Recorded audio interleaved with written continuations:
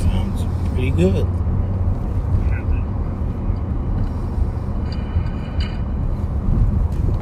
239.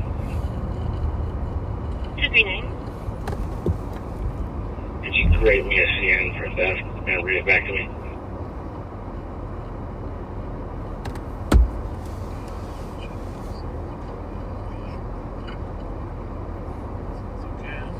Copy. 239, you can use 1070 Jackson Street as the address. Copy.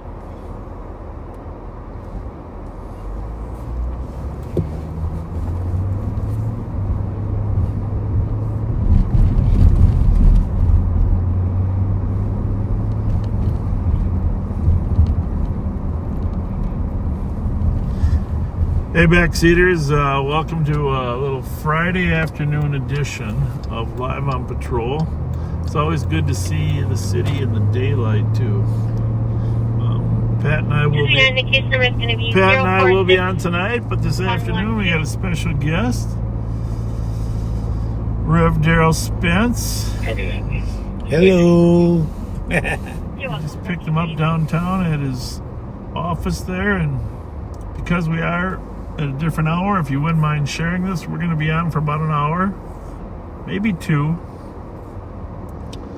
and we want to highlight the progress that Minneapolis has made on the north side of Minneapolis.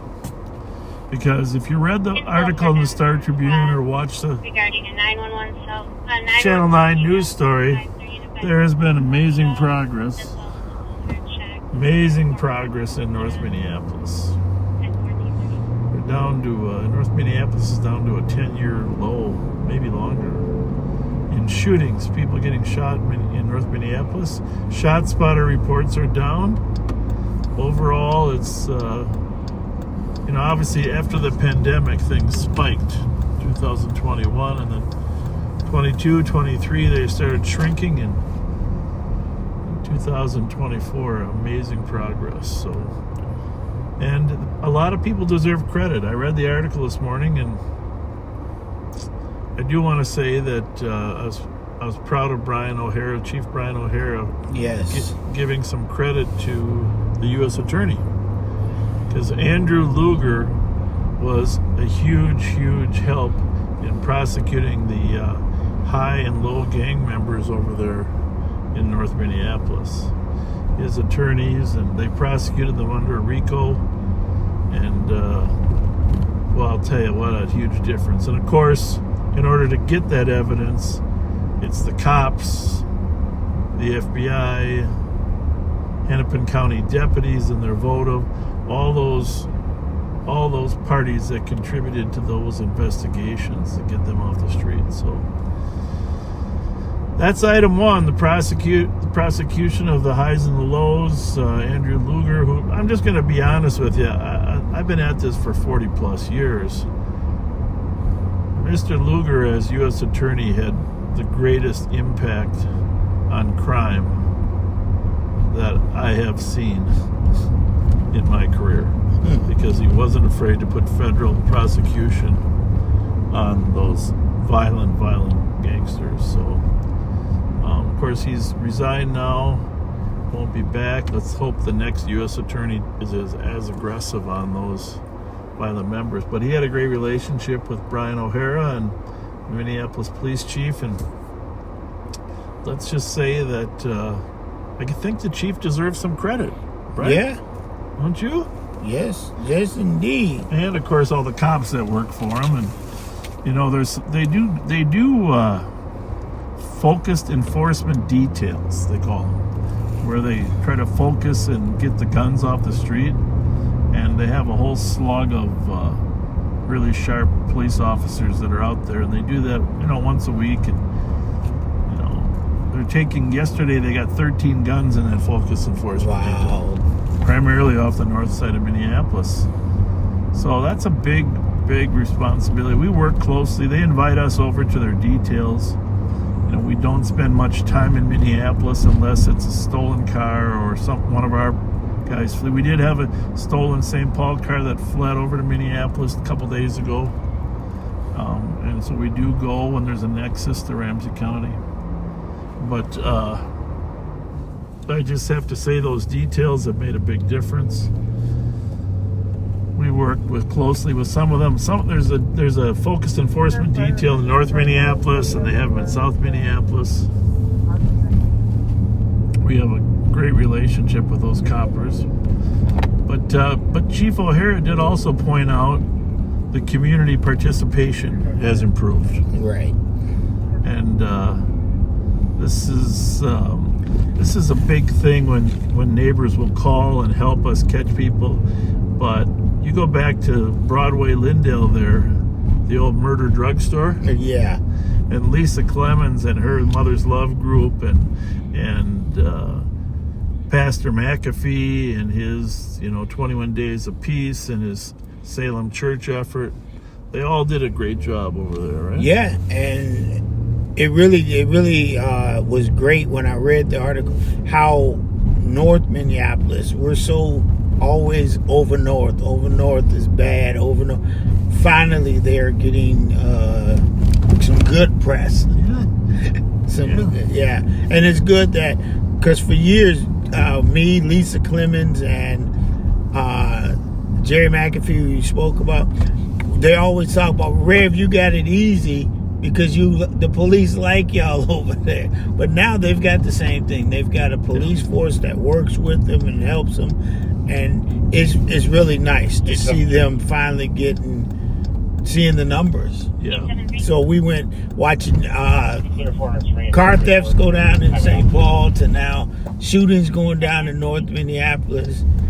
What a time to be, a community member. Well, and we're making a difference, and unfortunately Minneapolis still could use more police officers. Last year they did end up hiring 36 more than the amount that left, so they're headed in the right direction. They're headed in the right direction. But, to their credit, a lot of those young cops work a lot of overtime but you can only do that so long. Yeah, that leads to burnout. So let's keep hiring officers to work over there. But as O'Hara pointed out, because we have less officers, we appreciate more civilian interveners, right?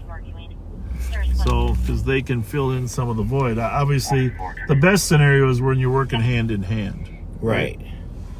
So, Al Flowers is over there as well. I mean, Al's doing a great job. Who else? Oh, KG's both. Yep. He's doing both cities now. KG. Who else we got over there that we need a shout out to? We help me, people. They're gonna be so mad at me right now. Well, that's all right. Because I just drew a blank. You'll think of it. But there are so many people doing good work in North Minneapolis and South Minneapolis. Yeah, we can mention South, but North is, no question, but North has made the biggest decline. Right. And let's face it, North has been, you look at the graph, and if you haven't seen the graph, it's on the Live on Patrol page. You can take a look at it or read the Star Tribune. Star Tribune did a really nice, great story on the movement, so I might hook up later tonight when Pat and I are out. We might hook up with Chief O'Hara, have a little conversation. He's gonna be working. Oh, and that's Andy Schroeder. If we've seen on TV, I'm not giving anything away. Andy Schroeder has organized a lot of these focused enforcement details. He's worked the streets, worked homicide. So I don't know if he's a sergeant now or lieutenant or what his title is, but a shout out to Andy as well. So I'm gonna try to call Lisa. You think she'll answer? Oh yeah, let's do that, because I just tried to text her again. Come on, Lisa, try to.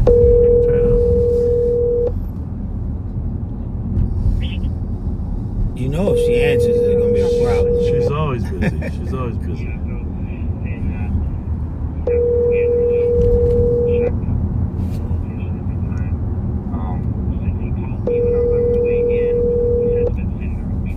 Your call has been forwarded to an... Well, Lisa, if you're listening or somebody listening that knows her, give her a shout out. Tell her I'm going to call Al Flowers. Congratulate him. You good with that? Yeah, I want to see if Al answers because Al normally sends me straight to voicemail.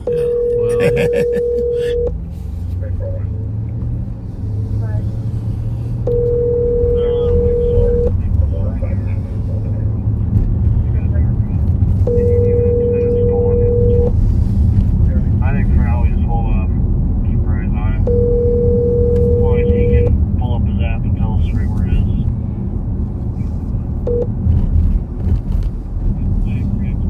Please leave your message. Well, Al's not answering today either. No one's answering. Where are they at?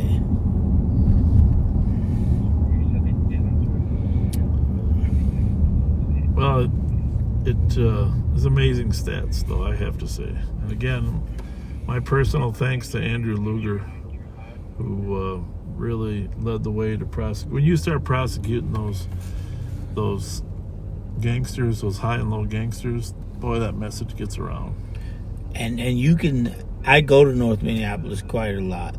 You can see the difference. You know, like we always have people walking in St. Paul, always. Yeah. But you finally see people walking up and down Broadway, walking on the sides. That's a good thing to see people enjoying the neighborhood, especially it's spring now. You know, it's spring. Oh yeah, March 31st. You're right. Huh? March 31st is, March 21st is spring.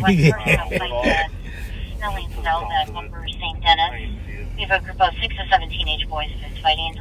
No reports of injuries at this time. 1443. What was that? Fight down by Highland High School. It's a little bit of a stretch from where we're at. Down by Snelling and Upper St. Dennis. You know, Yeah. south of the high school.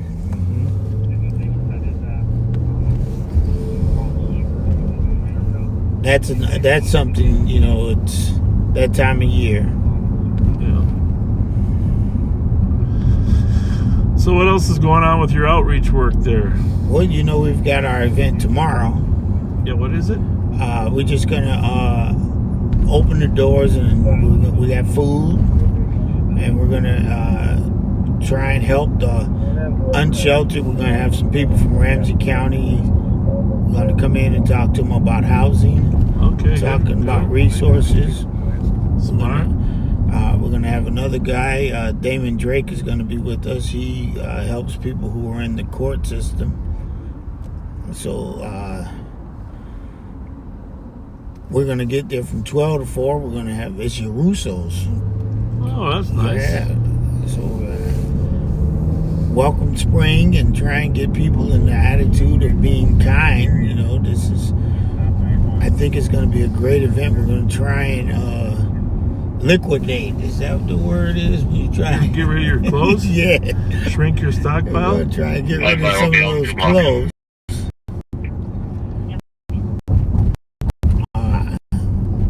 It's really interesting to people how their attitudes have changed, that it's not cold anymore. They come in and they want dress shirts and snacks. Okay. I Yeah. got some suit coats I want to donate too. Does anybody ever wear one? Yes. They used to fit me. You remember you did that before? Yeah, I know, but they used to fit me. Now I got a new slug. I got a new, you know, I don't know how they shrink in my closet though. Right, they shrink what because is that of about? yeah. You shrink right in my closet. I think that house is too dry. That might be it. You think that's it?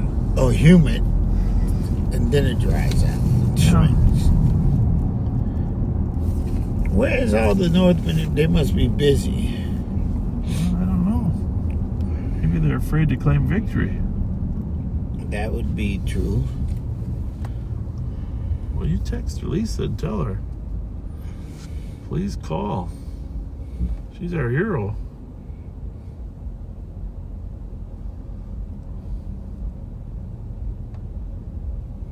You know what the most disappointing thing is, I read that story early this morning, you know, and it was very high in the Star Tribune's page. And by noon, they had moved it way down low. I mean, I gotta believe that story is getting people's attention. waiting for 521. Myself, So, 521, I don't know. 523. So instead, they moved that story up, right? Have a good day. Okay, which I don't even think that's a fair representation of what happened at that press conference. But anyhow, so I'm just gonna leave it at that. But we're not gonna discuss some of this politics. But so then there's another political story, right? Yeah. There's another political story.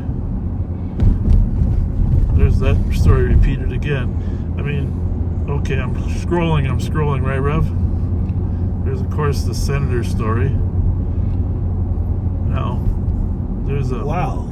You see how the story disappeared?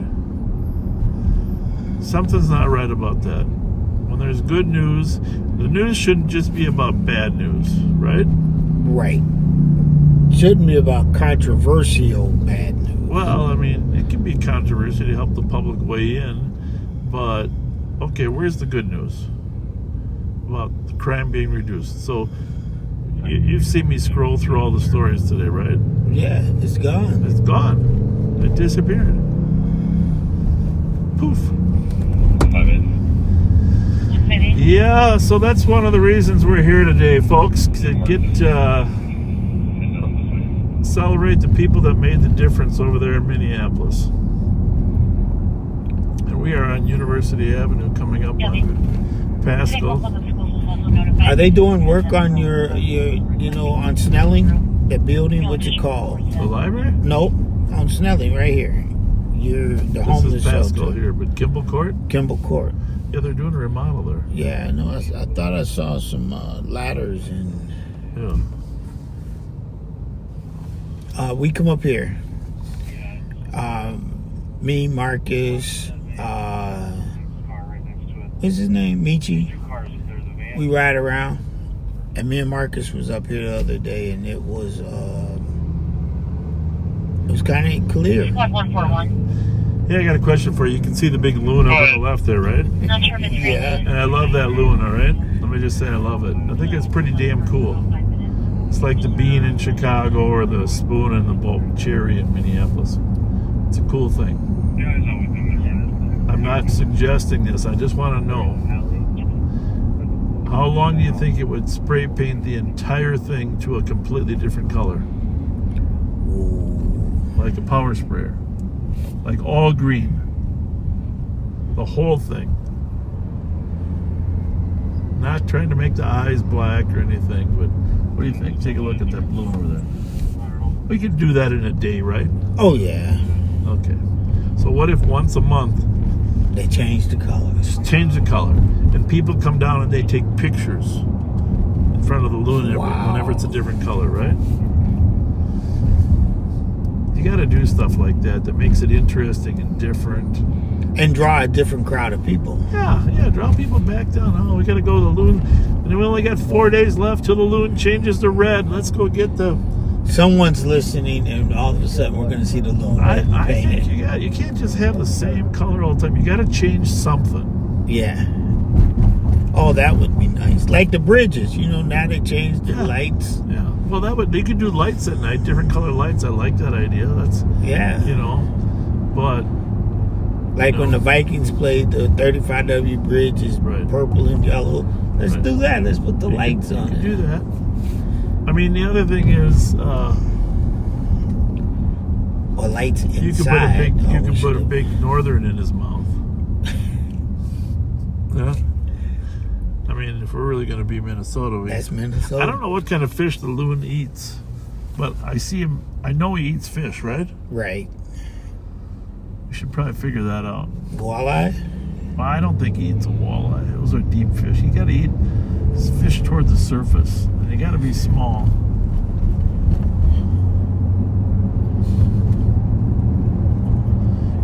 While you're looking that up, there is some amazing police work. Well, I was going to go to and see if somebody told me, it's easier. Okay, look at the comments. Right. There's some amazing police work going on out in this metropolitan area at all levels and all departments. And I have to tell you, I am lucky to kind of know what's going on from other people's information. And I think the metropolitan area has some great police work going on.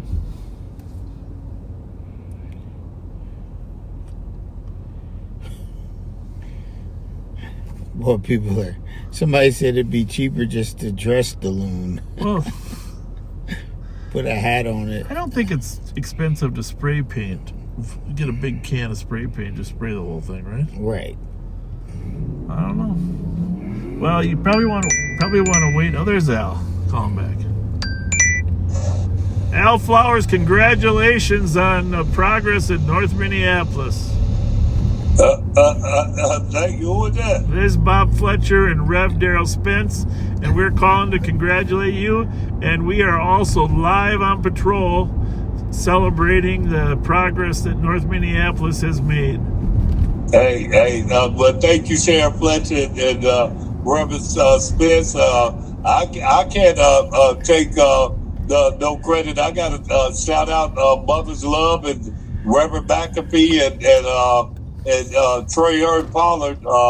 I'm ecstatic about the numbers over here, and hey, it's a blessing. We just gotta keep it going, Sheriff. No, I agree, and I'm glad you mentioned Trey because we forgot to give a shout out to him. Yeah. Great work. We did mention Reverend McAfee's work and Lisa's, and if you can convince Lisa to call us, we want to tell her thank you. You know, I'm gonna call her back. I hung up on her. I said, Lisa, here go this number again. I just got up the phone with her, and I'm gonna give her the number right now and say, you said call. Yeah. Well, it's teamwork, and you know, everybody deserves some credit. The officers, the interveners. Andy Luger, did a nice job of prosecuting those hardcore gang members. So. And then let me shout out Latricia Vito. She been an instrumental part in that. Perfect. City council member. Yeah, City council member Latricia Vito. She was a big part of working with them to keep them out there and keep them going. So, but I'm I'm going to call Lisa right now and say this was Sheriff Fletcher and Reverend Smith, because she said Reverend Smith, when I said 651, she said 325. She started saying Reverend Smith. Yeah, thank you for stopping. No, I'm going to call her right now and say y'all on patrol and you said call, and I guarantee you she going to do it. Yeah, and actually we're headed west and our wheels aren't turning, so we're going to end up at Broadway and Lyndale. Oh, okay. I'm going to call Lisa right now. All right. Thank you. Thank you, Sarah. Thank you, Yes, sir. Yes, sir. All right. That was nice. It's good he mentioned Trey's work, huh? Yeah. Okay, you mentioned the murder gas station. Trey cleaned that up. Yeah. Well, we were over there first to highlight it. You remember that? Right. Yeah, we went over there. It was a year ago, 2 years. That was, woo. Yeah. Let's see how the picture. Call my friend. I don't know if I have Buzzy Bones. Buzzy Bone lives in the North End. She made a nice comment about. I'm going to call her in a little bit. If I got your number, Buzzy. I know it's a little strange, but I spend my whole life trying to reduce crime, and when a neighborhood has success, it is a team effort. I mean, we do have some influence over some of the kids over there. We're over there. Oh, there she is. There's Lisa Clemens, Mother's Love. Well, congratulations. Well, thank you. I see you got that bum riding around with you. Yeah. Still doing charity work, I see. Well, hey, Smith. Hey, Lisa.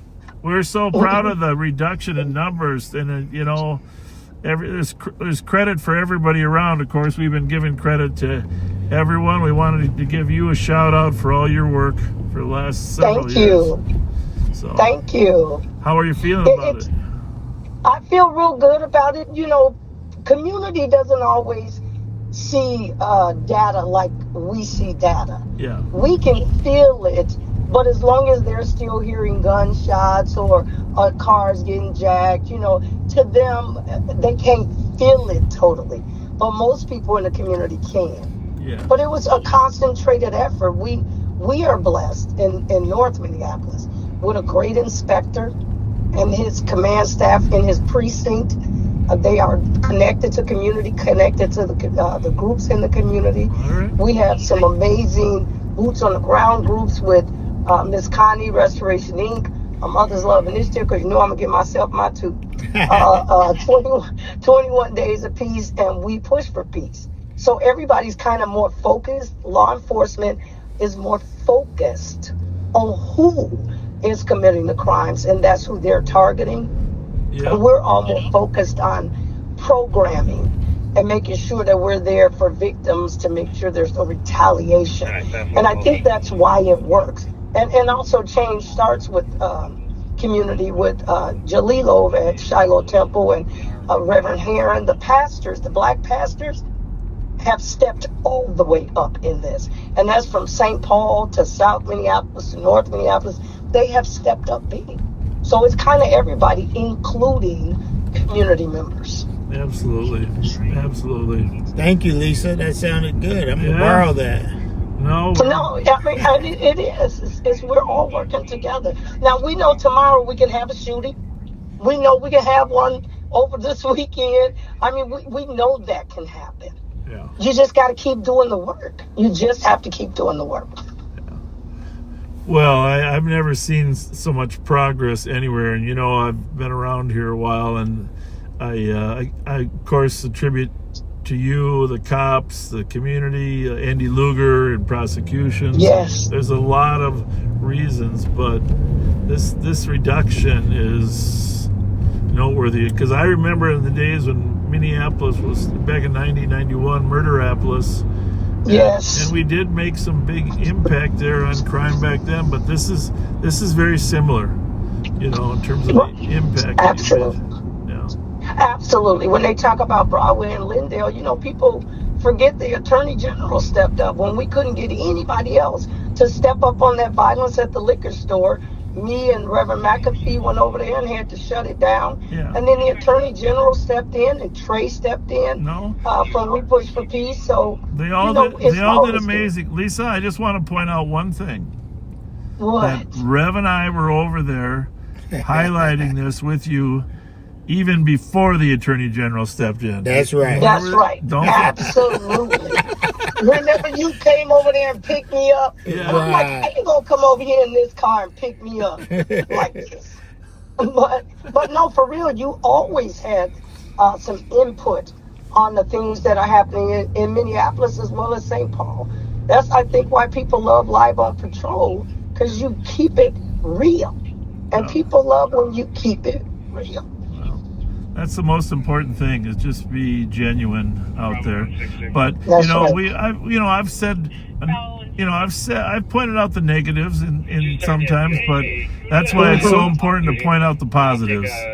Right. And, people should understand this is a 10-year low. yeah. We should be happy with this right now and keep doing the work, because right now the South Side is struggling like the North Side did for decades. Yeah, it's struggling, but not like you guys struggled. So I mean, no, you can't even put a candle to it. No. It's, well, the good news is there's good people. There's good people everywhere. Yes. And that's. Can I shout out Reverend Smith? I mean, I just have to. Me, him, and McAfee have our little back and forth fun. But I will say this, I get calls through the day from him and Ronnie Patterson. I get them at night. I give them back to them.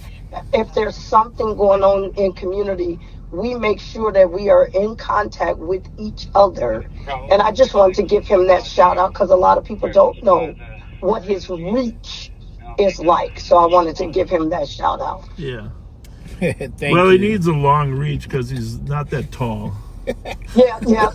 You seen how short his arms are? No, yeah, he you know, the poor guy, you realize on the weekends he's preaching, he's doing funerals. Yeah. It's just, I feel bad for how exhausted he can be. And And then, Yeah, and but some- his voice is big. Yeah. Regardless of how long his little arms and legs are, and we just joke and spin.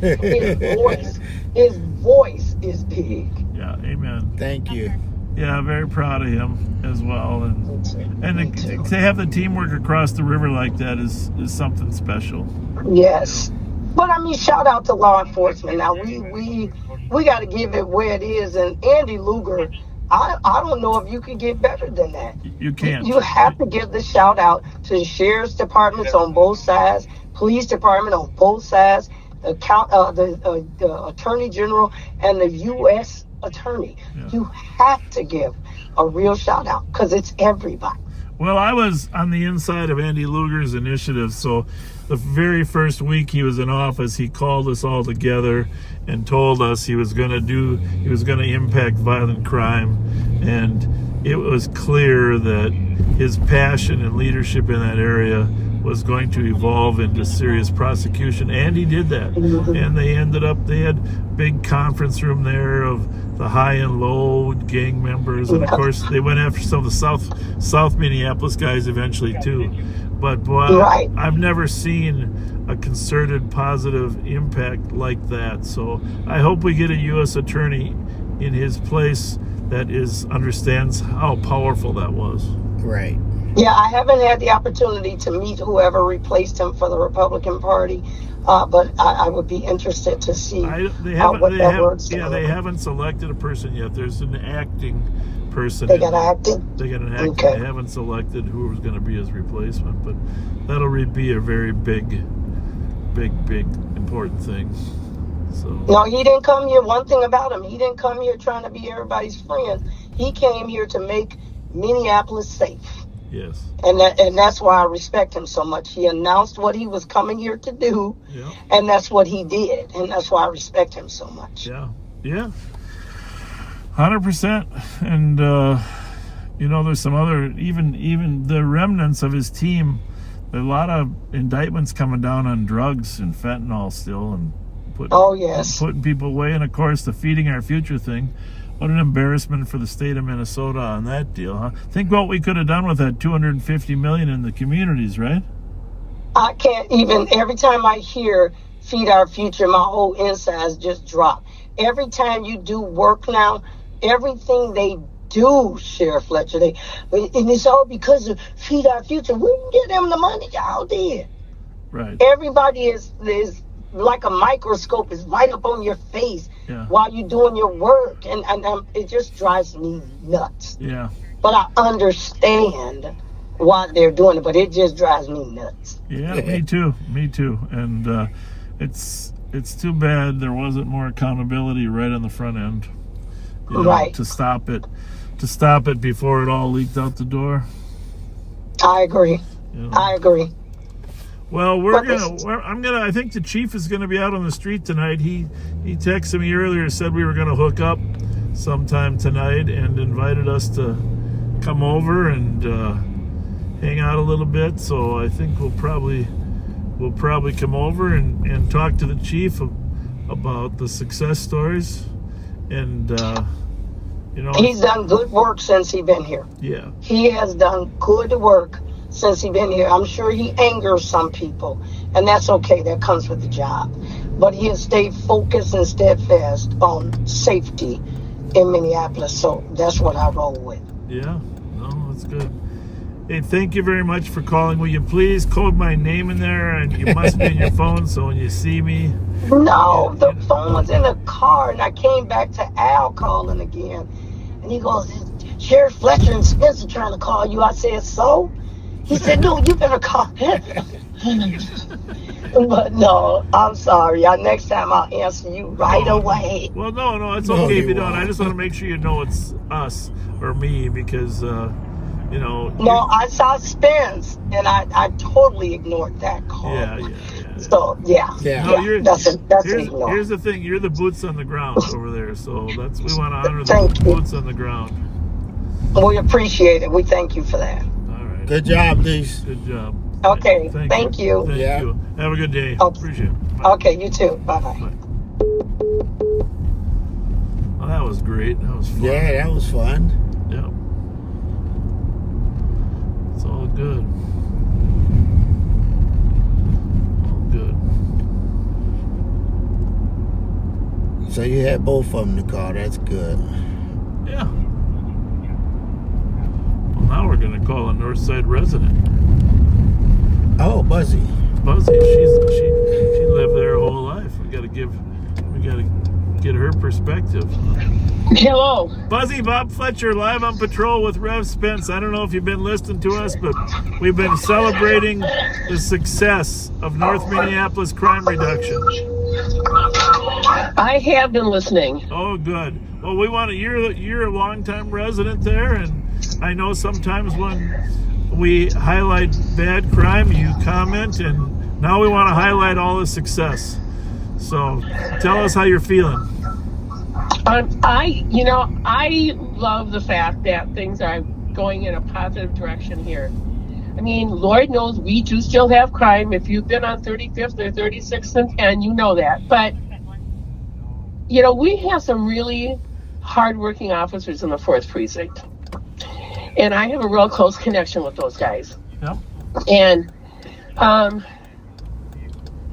I don't think people realize that, through all the other crap that's happened in Minneapolis with communities and police and whatever, the North Side has always had a different relationship with the 4th Precinct than other parts of the city have had with their precincts. I mean, when Jamar Clark was killed, there was an incident on Plymouth Avenue some years back, and he was killed in a police thing. There were protests in front of the precinct, but they were mostly outsiders. And that precinct did not burn down because at the time Inspector Friesleben had a relationship. He was a North Side guy, had a relationship with the North Side. And the people in the community saw to it that things did not happen there that happened years later at the 3rd Precinct. Yep. I mean, currently we have Charlie Adams. He's a North Side guy. Yep. He went to North High School, but we also have officers in the precinct who went to both North High School and to what was then Patrick Henry High School, now Camden High School. Yep. And so we just have a different relationship with the police here than I think a lot of parts of the city. Plus, we have a really good city council member. Latricia Vitow is, from the day she started, has never been an anti-police person. She has been a person to work with the police, work with the sheriff, work with whoever she can work with that will make things better in my community. So I'm all for it. Yeah. And I love Charlie, and I also love Brian O'Hara. So Well, it's awesome, isn't it? It is awesome. And I have to give a personal shout out to Jerry McAfee. Yep. So my church closed in 2023. I used to go to the North United Methodist up the street from me. And when I was looking for a new church, and I'm not super particular about denomination, I wanted a church that did a couple of things. One, that it was in my community. 2, that it was doing good work in my community. And 3, that it was a church that was willing to work with the police in my community to make things happen. And I found all 3 of those things at New Salem Missionary Baptist Church. Awesome. And I go to the church sometimes in person, sometimes online, depending on my health and the weather or whatever. But as a white woman in a almost entirely black church, I have never felt unwelcomed. I've always felt welcomed in this church, and they do amazing work in the community. So I just had to give a shout out to them too. So, and I'm glad Lisa called you, because besides Al telling her, I had texted her and said, "You need to call Bob. He's live on patrol." So. Oh, thank you. Well, we're gonna swing by when Rev and I were over here when it was at its worst. How many years was that? 2 years ago? 2 years, yeah. I don't know. And so, kind of highlighting the corner there at Merwin.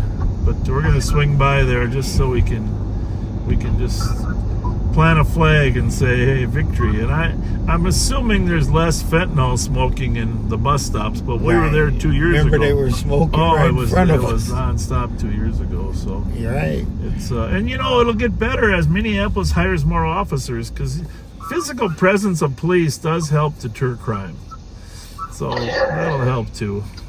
Well, and I know there are people who get mad because the MPD has, on social media, has pretty much on a daily basis or regularly point out the good stuff that's happening, and people say, oh, it's just PR. I'm like, well, no, it's stuff that they've always been doing, but for a long time they let other people have the narrative that the police were terrible and that the police were whatever. And since Brian O'Hara took over, they're taking back that narrative and letting people know what the officers are actually doing. Yeah. And why the new officers, giving them a chance to tell why they're joining the MPD. So I'm all for it. And I've met some of these young new officers. I'm at the precinct probably once a month or so. Yeah. And so every once in a while I'll walk in and it's like somebody new, and I'm like, okay, you must be a newbie. I'm but the young people, everybody else knows me here, so whatever. But we have some amazing new officers, and we have guys who've been, women and men who've been at that precinct for a long time and could have left, could have walked away like a lot of other officers did after George Floyd, and they stayed in the north side. So I love the guys at the 4th precinct. Yeah, that's awesome. Well, anybody else that you haven't mentioned, that we didn't mention, that deserves a little credit that you want to throw in there? Because sometimes we miss people, and I know you. So I don't know if there's another council member besides Vitra or that you want to mention, or even the mayor. I mean, you got to give the mayor a little credit too, right? Well, and I've had this conversation with people. Do I always agree with Jacob Fry? No. I don't always agree with hardly anybody, but the other two people who ran against him last time, the two that had the only chance of winning, were very much far left and anti-police.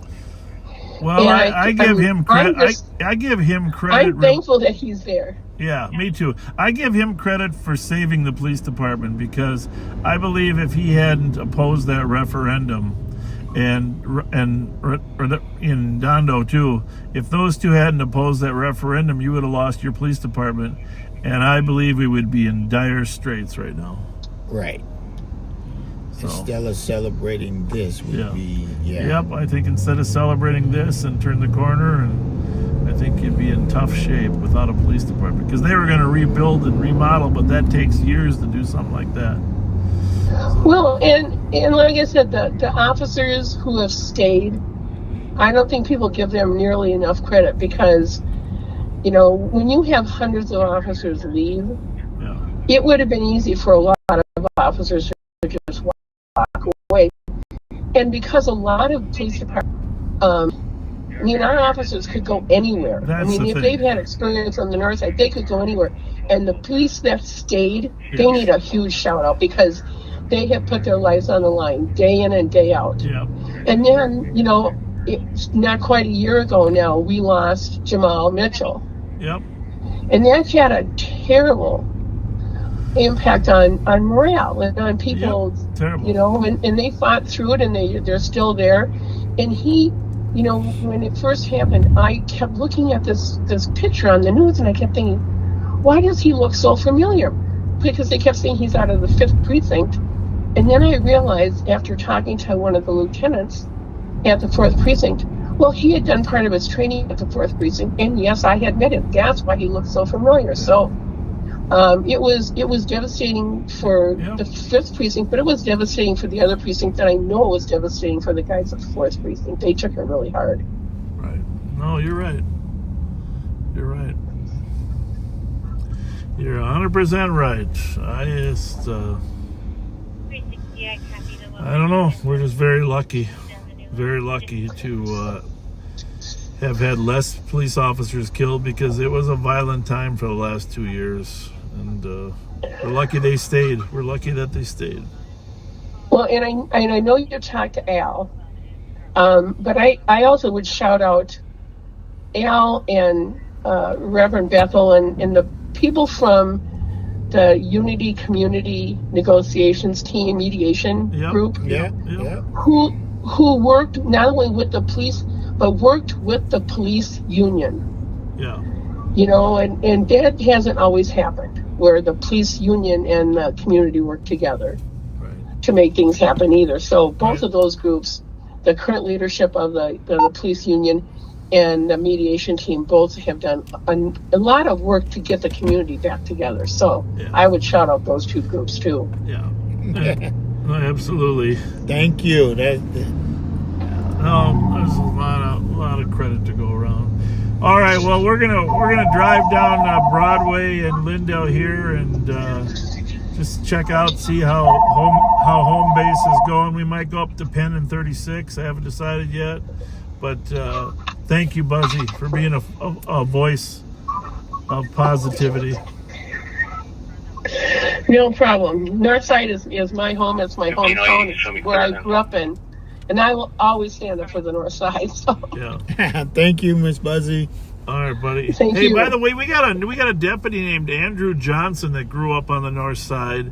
I got to introduce you to him. He is an amazing success story. His parents had issues, of course, with narcotics, and he became the primary role model in his family. And I'll tell you what, I'm so impressed by hearing his story / testimony of how he succeeded, don't you think, Rob? Yeah. And I want to introduce you to Great him. guy. He grew up on the North Side, so he did amazing. Came out. We're going to use him to do some more programming for young kids. So I would love to meet him. Yeah. All right, Buzzy. Thank you very much. Appreciate you. No problem. Have a good Thank day. you. Thanks. Well, that was Wow. nice. Yeah. 3. Only we haven't talked to Trey. Trey and McAfee. I might have to call him after we get a little. He might be at the store. He might be up here. If you guys are in contact with Trey Pard, tell him to call us. He's got my number. 4:30, if you can check this customer trouble where the customer's upset So I for an could- item that the shop owner. This is, Cover marked 1701 44th Avenue North. that is the Minneapolis Police Radio you're listening to. Ignore yellow 329. So we're listening to calls over here. Copy.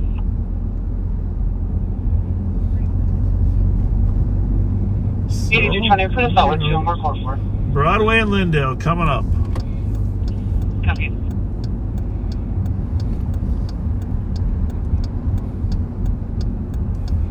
This is Winter's gas station right here. Wow. Yep. Definitely improved, right? There's the bus stop. We One person. We got the liquor store. Has got a new sign on it, right? Yep. Merwin Liquors. TXT.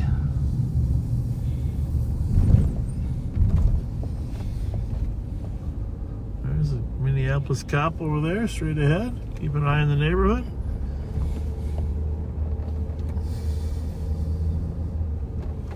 We'll give him a shout out here. Wait. East 500. Love Minneapolis. It's the art garden, huh? The art garden. Everybody got their own pot to paint. I like it. From your on a call me clear you off of it. Used to be a lot of drug sales right here in front of this store, nonstop, right, Rob? Remember? This parking lot used to just be packed. Yeah, and Trey Pard and Push for Peace took over security here.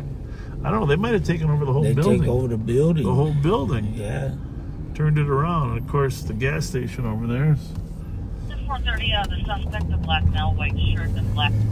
Okay, And that bus stop right over there, the Cub, that was Fentanyl City. That's Right? it, right there. Fentanyl City. Copy. When things tip to the bad, they can go fast bad, but when they tip back to the good, they can come back good too, right? Yeah.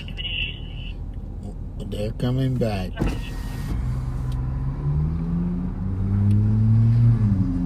This says Minneapolis is important to the whole state, folks. Probably economically, downtown, of course, is critical, but the neighborhoods are very important as well. Yeah, I'm not going to clog up the main like everybody else probably will, but all these computers might be having some issues. Do you show us on a call? I was going to go in the Cub lot. I do, that domestic on Lowry. Drive by Lisa's office, huh? Yeah, it's okay, yeah, I tried to clear it. Over there? It wouldn't allow me, so Yep. Can you clear that advised and then log us off as well? The Walgreens over here had armed guards carrying AK-47s at the height of the problem. Yeah. 320. 320 out of your sector as closest car on an overdose with fire and EMS. Overdose? 912 22nd Avenue. Back vestibule, there is a black male overdosing, no description. 912. Copy. It's over here on Broadway and Aldrich. You know, the more cars that are over here, the better for safety. Right. Generally, the more people, you can see there's a lot of volume of people moving through here.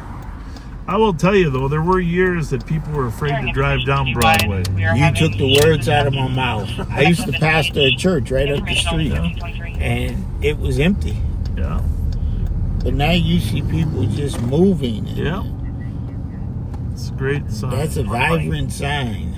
420, if you can assist EMS at the Lowry Post Office, 2306 Lowry Avenue North. There's a pregnant female at the register. She appears to be under the influence of drugs and needs EMS. 330 able. 330 able. You can get This is Cub North Side. I mean, how many Cubs have North Side underneath them? Did you want to clear the Say what side of town A they little are. bit of pride, a little bit of pride. Oh, this is not here. Oh, but that's the center, the Northside Community Center. The high school's, let me think where the high school. Squad 430, can you pend our current call? Spot 320, you can leave us on that call. Alright. Copy. Just a little quick. Everybody is, the texts were paged. A lot of good things happen here at the Northside Community Center. A lot of different agencies working to help improve Northside, including the Mother's Love. Yeah, they do them and Salem Inc. Connect on some great programs helping young women and young men get their life together. Right in that 330 building. able, 320. Colors presented. Nene Holly, shout out. In the Great stairwell on job. the third floor from the back entrance. They did. Things are busy. There's a Buick. Like those Buicks. 20 copy. 60. We got the radios on over in St. Paul too, just so you know. Arrived. Our cat is not connected.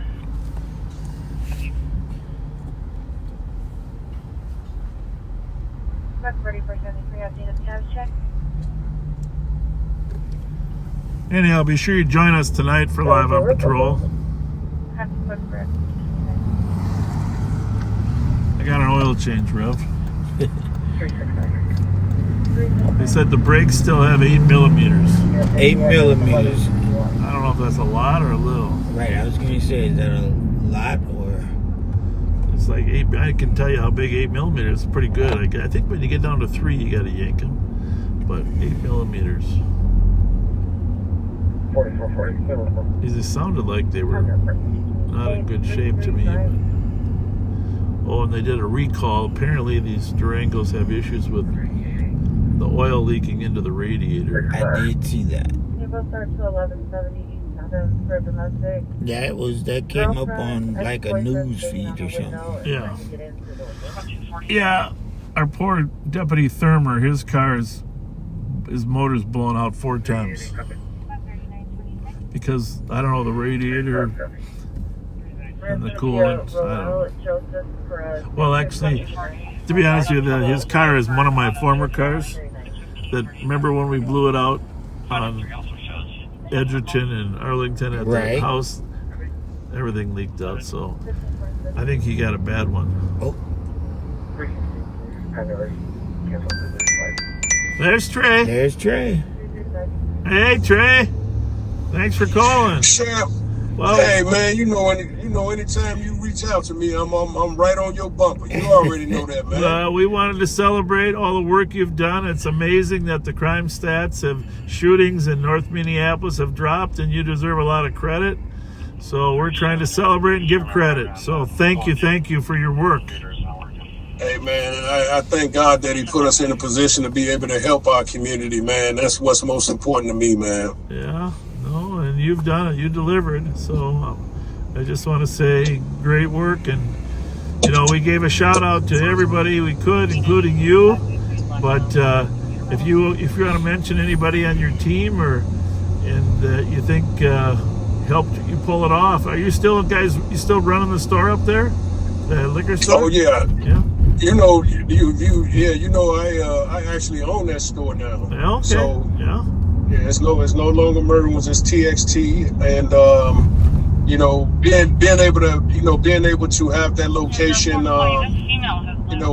it far exceeds just being there, as a business. It also gives us an opportunity to have a consistent presence, which is why we really haven't had any activities over there, but collectively, man, the work that was done prior to us even going over there, was what made it much easier when we did get there, because we had already built relationships. So, yeah, being able to continue to work, man, and like I said, and having tremendous support with individuals such as yourself and Charlie Adams, the inspector over north, and the Attorney General's office with Keith Ellison. Everybody played a part, man. So I just want to continue doing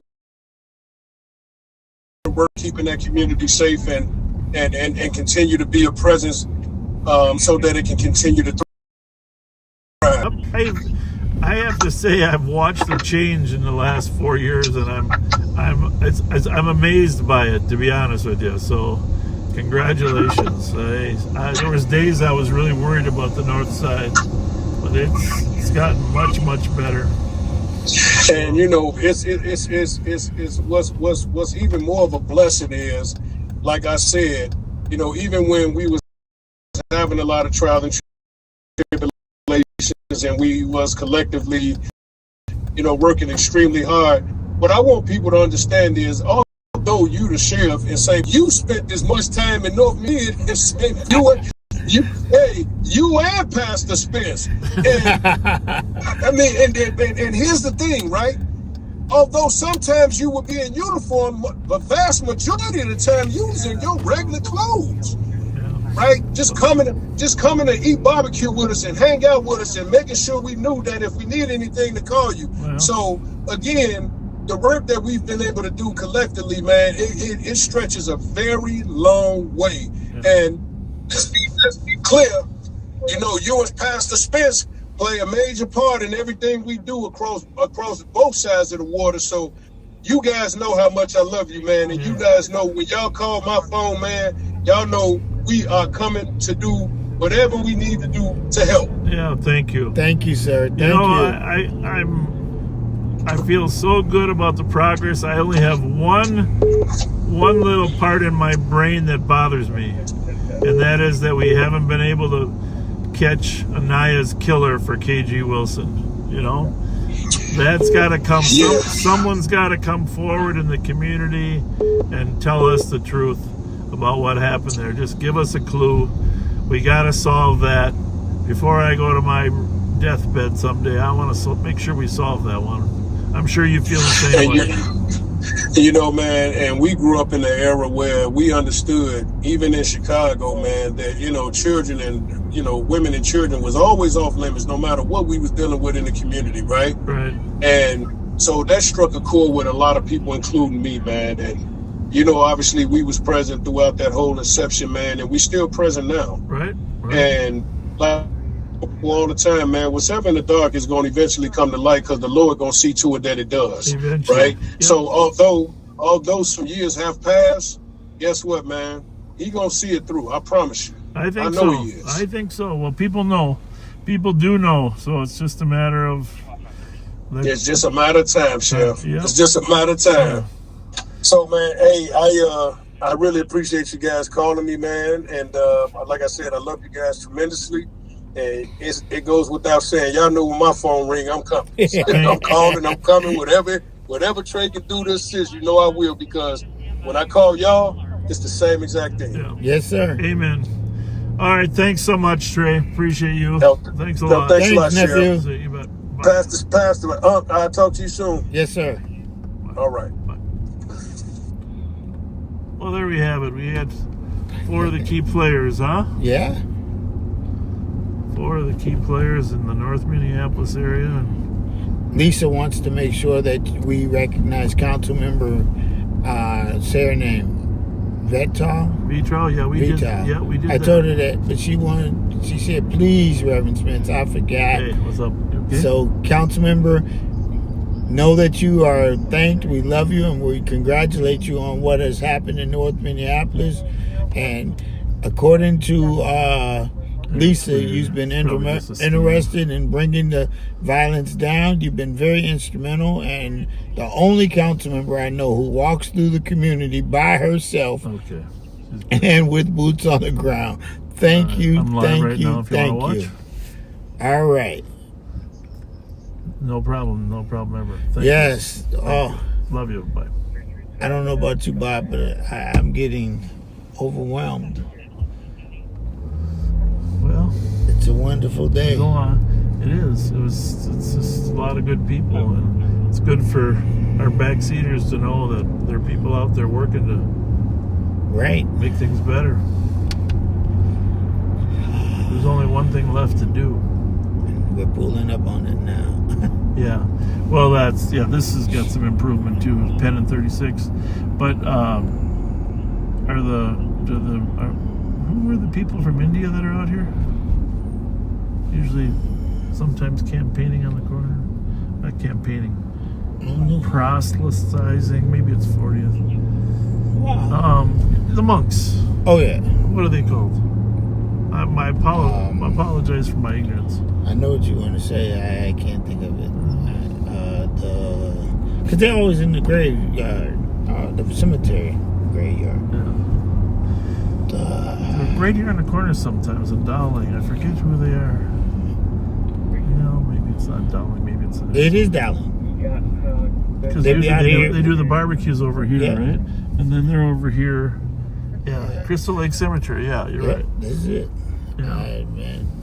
What is this? Hey, but here's the most important thing. Before we go back, we need to swing through the parking lot of that new restaurant over here. What new restaurant? What's the neighborhood that Salem's in? Cambria? What's it called? Oh, Camden. Camden Social. Camden Social. Can you find it on your phone? I know where it's at. I've been there. So keep on, take a right up here? You're going to take a right, yeah. Camden Social. Another mark of progress on the north side. Yeah, Camden Social. I want to go in there someday. Oh, you haven't taken the wife? No. I'm going to tell you, if you go, it is, people are going to sit there. Should I turn east on 42nd here, or what should I do? Yep, we're going to turn it at 42nd, go down to Lyndale and make a left. It's only because we've chased a few auto thieves over here from St. Paul. Mm-hmm. They think they can hide out over here, so they run over here. It's only because we've chased so many over here that I know my way around. This is great neighborhood here.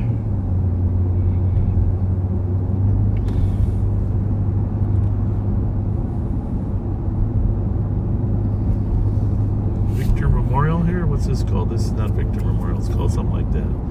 My daughter used to play hockey here. Yep, this is the hockey arena. Yep. What is it? Oh, Victory Memorial. Yeah, you're right on. Okay, I didn't forget. What school is that? I think that is... It's on the back side of that red sign. It is on the other side. You can't see it from this side. Which one is that one? Come on. Edison? There you go. There you go. Edison. We're going to get yelled at if we're wrong. You know that, right? Well, I mean, I was born and raised in Ramsey County, so I have an excuse. They just got back to me. Minneapolis, yeah, where she said her wallet was stolen, her ID was stolen. And she's not report. Hey, mention it tomorrow. I want to do this before I forget because I might forget. There are 2 backseaters that have stepped up, and they're probably going to be mad at me. But Becky and Dana Wright. Dana's the bowler. He's a professional bowler. Okay. They're backseaters who come at least once a month. Oh, really? And make sure that there's gluten-free snacks. Okay. And they just do above. They put all our racks together. They come in and do that kind of stuff. This week, Dana is bowling in some kind of Twin Cities bowling professional thing. So he'll be bowling Friday, today, and tomorrow. And we just want to wish him luck. Thank you, Dana and Becky, for all y'all do for us. Almost forgot. How's your bowling? I can't bowl. I only have one I don't arm. want to cross the ridge here because I think I want to stay on this side for the social club, Yep, right? you want to turn left? Left right here? Nope, at Lyndale. At Lyndale? Okay.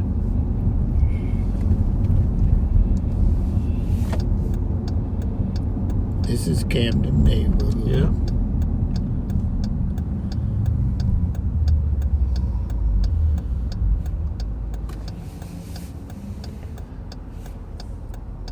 Casa Ecuador. Family style Ecuadorian bar and grill. Ecuadorian, what do they... Barbecue? Grill? A lot of grilled food, huh? Okay, Rev, you think everybody cooks barbecue? Don't they? I don't know. I'm just kidding.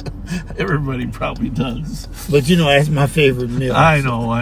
But it's fish. We're in All right, Lent. we gotta listen. We gotta listen to the radio.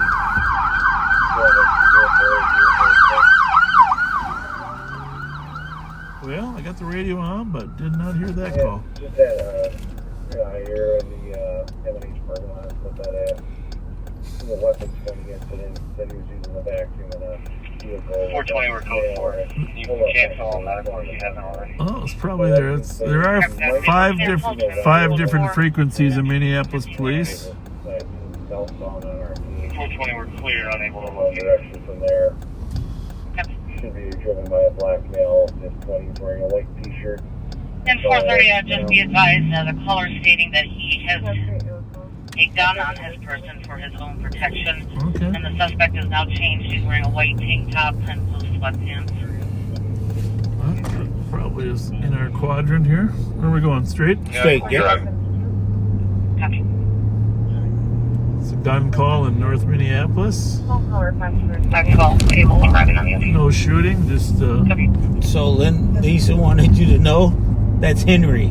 Bravo 204. Henry High School. oh. Well, why didn't you tell me that? I couldn't think of it. Thank you, Lisa. Whoa. Who was Linda? So it's right up here. You're going to see a green top, I think. You don't smoke cigars or chew on cigars. They have the best cigars in Camden Social. They let them smoke there? No. Oh. I ain't seen nobody smoking. You go outside or maybe? Yeah. I don't care. But I just curious. That's it. That little old building right there. And the food is good. Oh, I saw the special they did on them, and it looked like the owners were amazing people. I went in there. The owner serves you. It was wonderful. Where are we at? Lyndale and 46, right? Yep. Lyndale and 46. North Camden neighborhood. And there it is, the Camden Social, raising the bar. And it is good. Restaurant and lounges. We won't be stopping today, but we are going to get back here someday when we're not live. Someday when we're not live. Anytime people invest in a neighborhood and put, running a restaurant is tough. Let's just face it. 4442. Running a restaurant is tough business. Somebody there? Yeah, somebody sitting in there. Owner? No. Nope. Two ladies. 3:30. We'll get you Well, it could be the owner. Let them know that they're probably not open yet. Probably open at like 4. Yeah, probably in a minute. Well, it says open for lunch. Okay. All right, Rev, let's head back to Ramsey County. We can get on the highway right down here. Yeah, we might wander over there in case we wander. Oh, yeah. Well, we wander into something, you know. Crime hasn't started, you know. It's just 3:30. I usually say 2:30 is when crime starts ticking off, but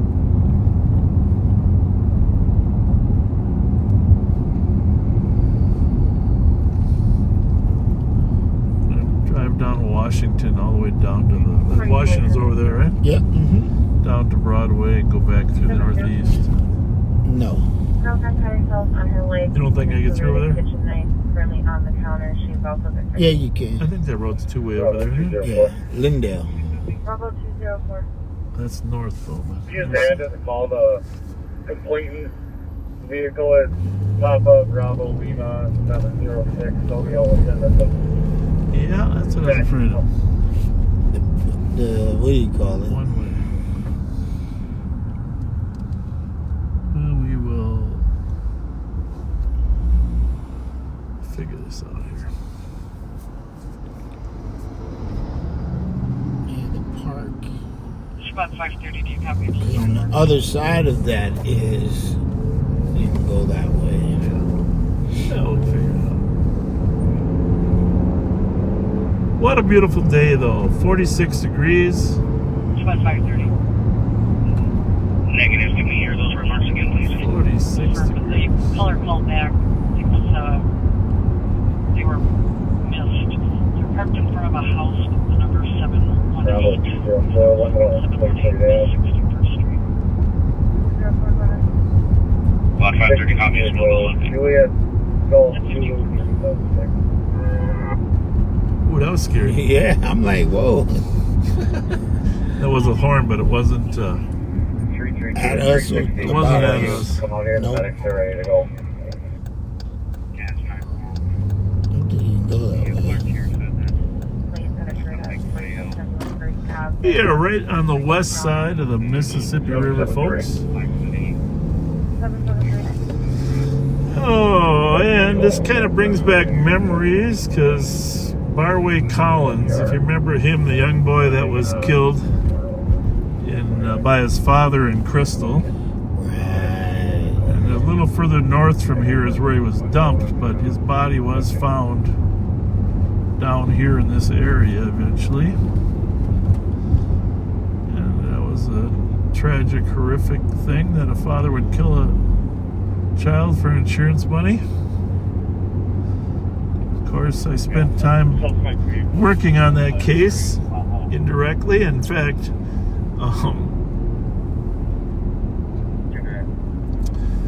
developed some relations and some helpful informants in the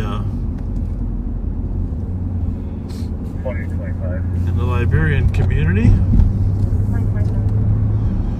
And I searched side by side with Barway Collins' father for the body before he admitted that he killed him. Oh, wow. That was quite the thing, you know. I think they are having some And problems. but he eventually, well, they had evidence is tough. You need phone records to plot where your phone was when you disappeared, and of course, didn't have any solid evidence until the boy's body actually emerged, We're on scene. because he tried to weigh his body down into the Mississippi River, but he was unsuccessful.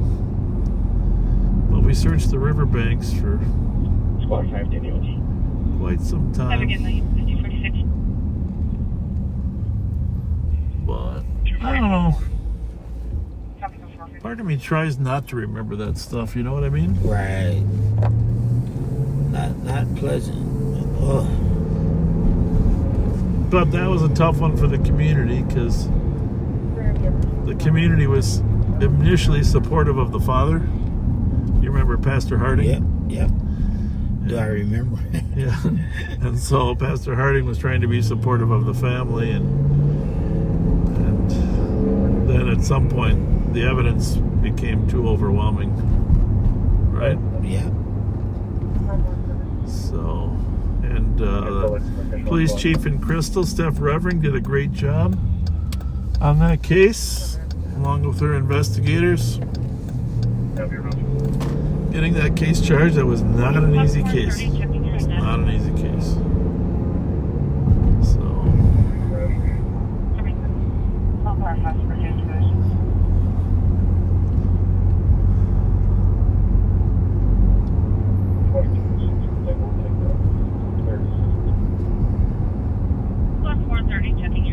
I took my little son, Bobby, who then, I don't know how old he was then, with to search. And I don't know, what was he, maybe 8, 9 years old? I don't know how long ago it was. 10. But I told him, hey, Bobby, we think the father might have killed him. So we're gonna go see if we can get. So we went searching with the dad. There's a whole group, but we wanted to see if we could get any admissions. Right. So I said, so Bobby, when we're talking to him, you just turn the phone on, we'll record it. So, junior detective. So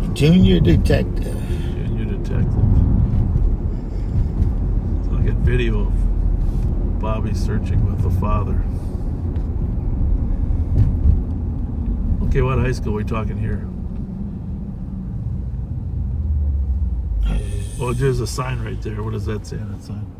Brooklyn Center, but that's not a high school, probably. Yeah, it's a big one. It is a high school. It's You don't think it's Brooklyn Center? Well, it's a beauty. Jermaine, what's the name of this high school that I'm sitting beside? I'm on 65th and DuPont.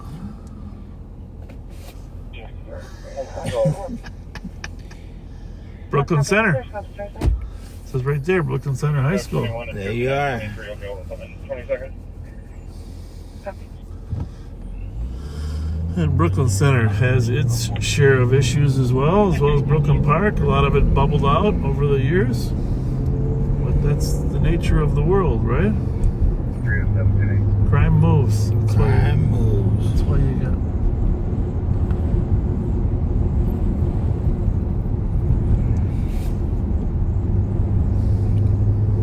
Brooklyn Center. See, Jermaine is listening. He's a backseater. He actually lives out here.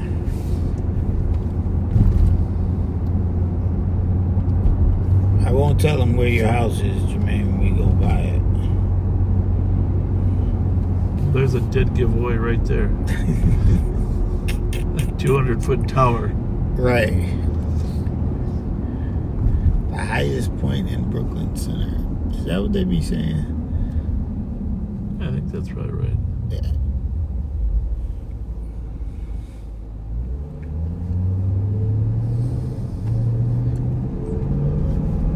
It's very pleasant out here right now, huh?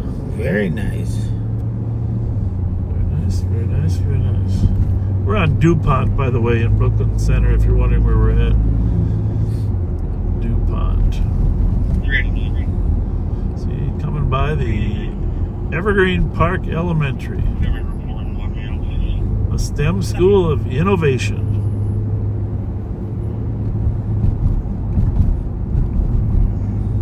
It's taking the long road back to Ramsey County. It's nice. Kids back there playing basketball. We missed it. What's great is there's no snow on the ground.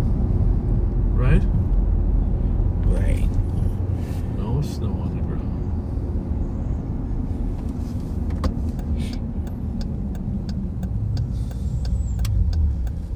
Hey, we celebrated Joe Keller's birthday yesterday. Or Wednesday, right? Wednesday. The video was posted on Facebook. It was a lot of y'all at that restaurant. I feel bad for my friends at... That had to serve us? Huh? That had to serve us? Yes. Did y'all make reservations? Yes, of course. For how many? 12. And how many showed up? 15, 20. 25. Really? Yes. I've had the info. Really? I said, oh my. We'll just cook more pasta, Fred. Yeah, just get to cooking. Well, I mean, Joe Keller is a positive guy, so don't be afraid to get...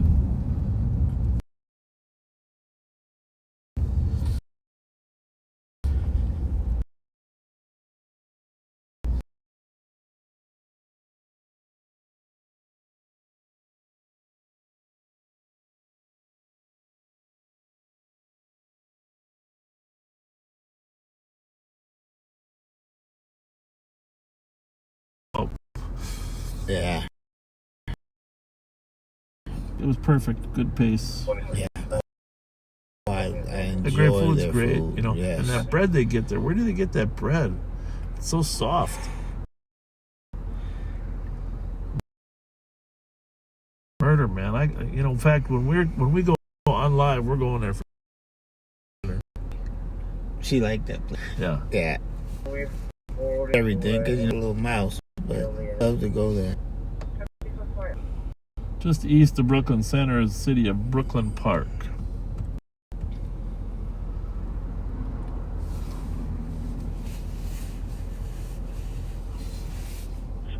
Which we're going to be in a minute. Church of the Nazarene.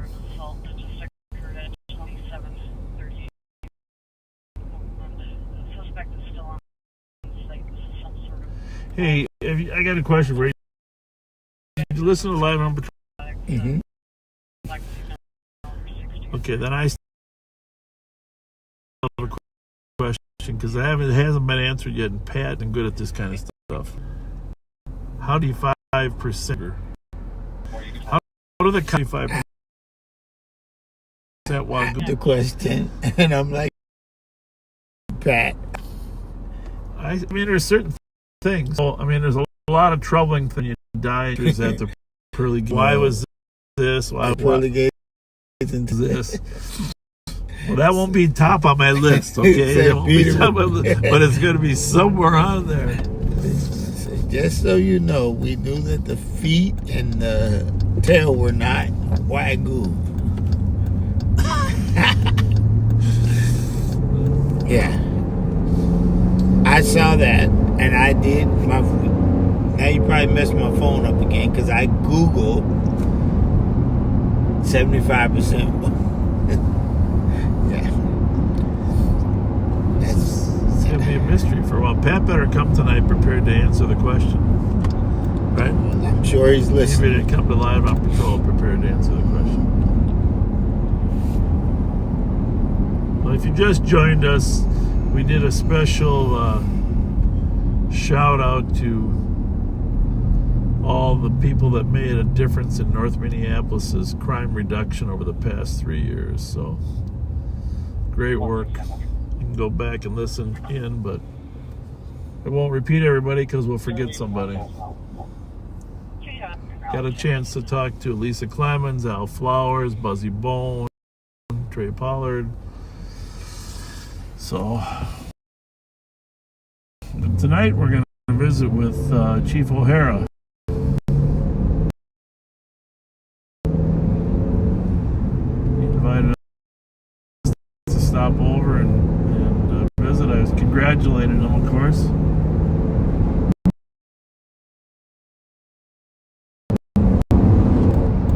Younger than I did lay before, but it's too powerful for me. Well, by that, it's not as comfortable as this car. So I'm going to give the Ford Explorer dual turbos, premium gas, chip enhanced, 500 horsepower car to Joe Kill, Deputy Joe Kill. Because he can handle the rodeo burger. So he doesn't mind a rough ride there. I like the comfort of these Durangos.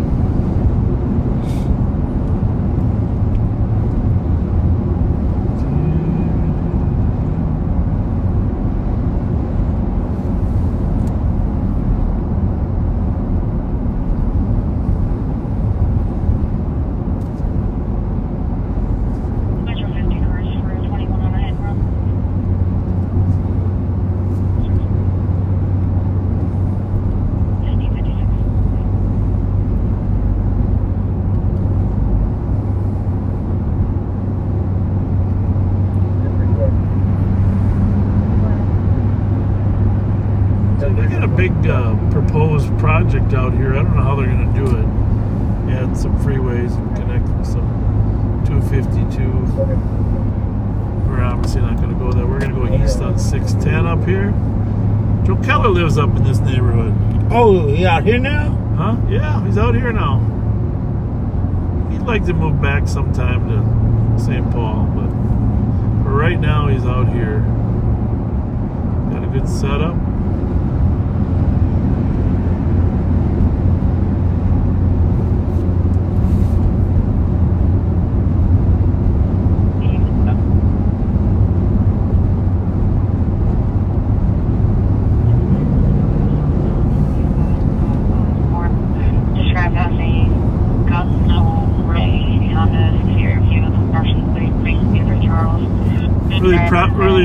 Really proud of everything you've done.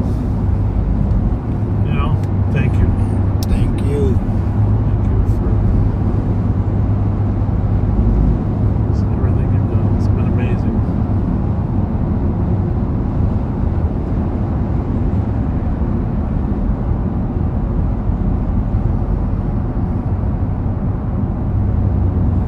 It's the thing about life, you know, backseaters, you know me well enough that I've been on the radio a couple times this week and said some positive things about people that I don't always agree with, but you still got to call out good work when you see it, right? That's right. So just gotta give it what it's due. That way, when you don't like something, you have credibility. Yes, thanks. That's what I tell people. They say, "Why did you say something good about that guy?" Well, you can't be credible when you're criticizing unless you're being positive, right? So that's the way I kind of approach life.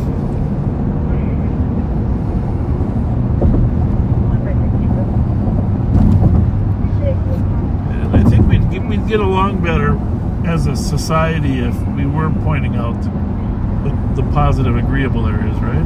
Right. I don't know. It's a little concerned about the trend. About who? The trend. You know, the trend in partisanship. All you do is negative talk. That's not good. I have a hard time. Oh, by the way, when you tell your friends about Live on Patrol, here's the thing. Number one, you don't have to listen to political bickering, all right? This side's it. I mean, how many nights do you turn? I watch all the channels, CNN, Fox, MSNBC. You turn them on and you're listening to the same arguments the night before, right? Okay, so that's number one. Number two, when you go to your Facebook and you hit the reels and you're flipping up, okay? There's a lot of AI-generated content. Have you noticed? Yeah. So, you don't have to worry about either. You don't have to worry about AI-generated content on Live and Patrol, and you don't have to worry about nasty political bickering. And what's the third thing you don't have to worry about? Commercials. Commercials. There you go. This is the go-to spot. No AI, no political bickering, and no commercials. No commercials.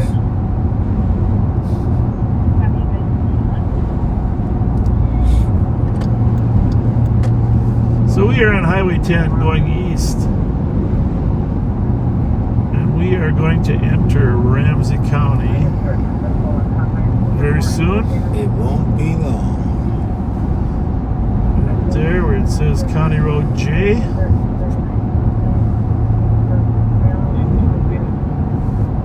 I came out here to a hockey game a couple weeks ago. Suburban.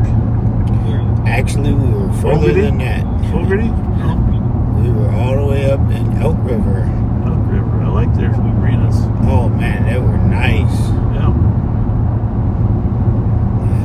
Notice how today when you go to a hockey game, the temperature is reasonable, right? It is. Did you ever go to watch a hockey game at Pleasant Arena down there off of West? No, that was before me. still there. But Harding, Humboldt, Johnson, those arenas were freezing cold, right? Right. Holy moly, Rocky! But I like the newer arenas though.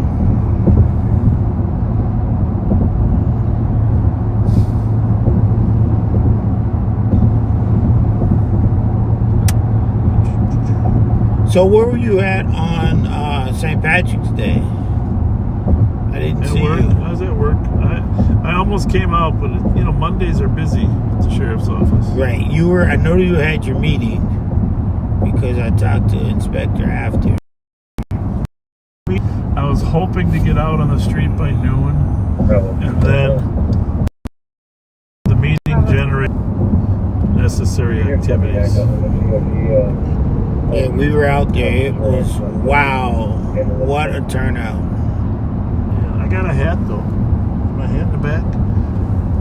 I was planning to go. I had my St. Patrick's Day glasses and hat. Wow. And my hat was green and it said lucky on it. Right? Because I'm lucky, right? You're lucky. There we go. As long as we're out here, folks, we're going to take a drive through the northern section of Ramsey County, which we patrol. Someday we probably should just do a suburb night, right? Not a lot of crime.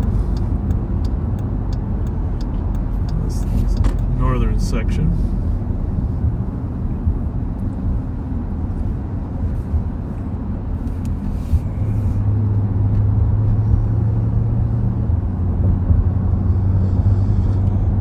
So tell us about your St. Patrick's Day experience. Wow. Well, who else was it? Me and the guys, all of us, walked around down there and we saw the parade. And can you tell me, is it really all those families? There were families with signs going through. The Orions, the Irish and the Italians kind of dominated this town in the 1800s, It was a lot of, looked like family clans. Irish and Italians.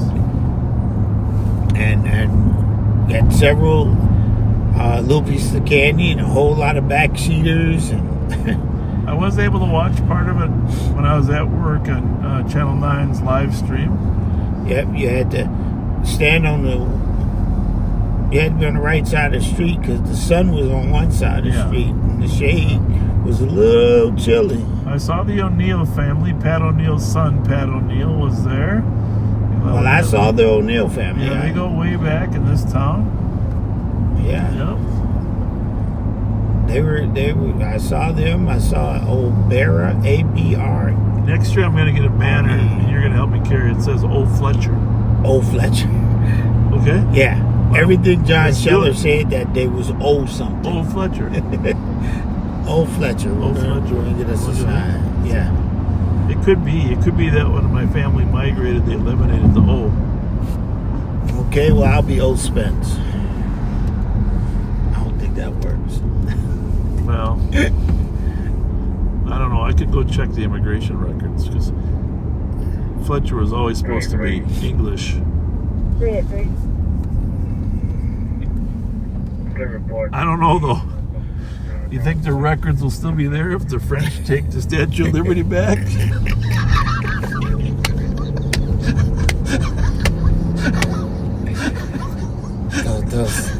Change something.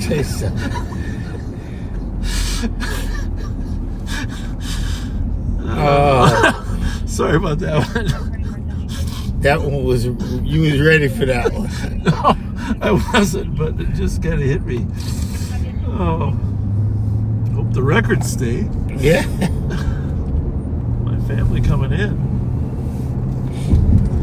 Oh, you gotta have a good laugh once in a while, right? Right.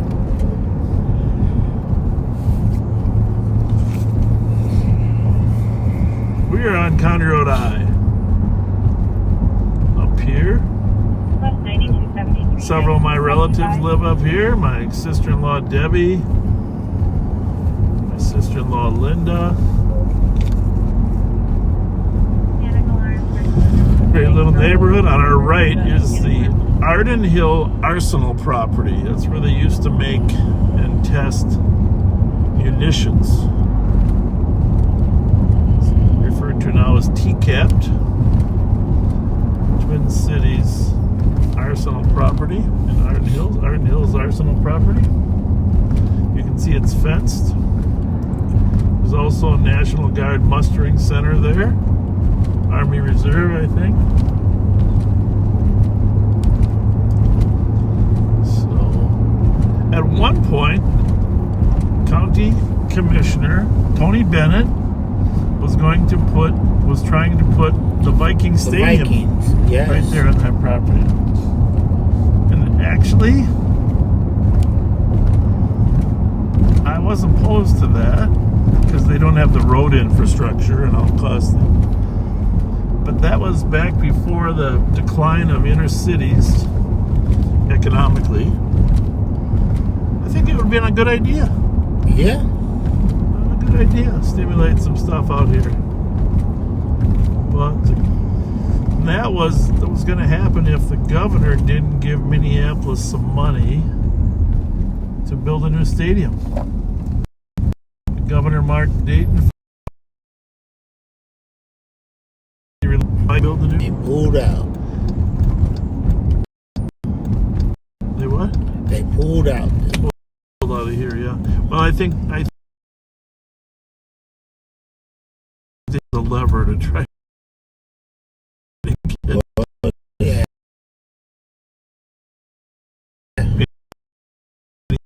Minneapolis and the governor.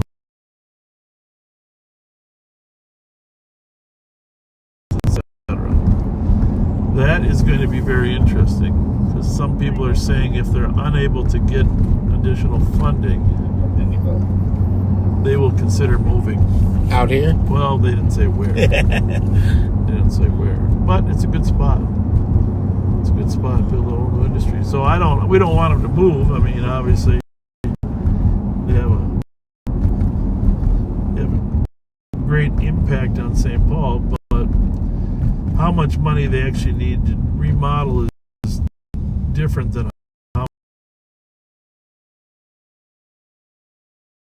much this whole. So, Mayor's at the we're at the legislature yesterday. Fred Mellis did a very nice story outlining the. But I think that St. Paul deserves to keep one of the major franchises, right? Yeah, they need Timberwolves and the Vikings. And the Twins. And the Twins. Good point.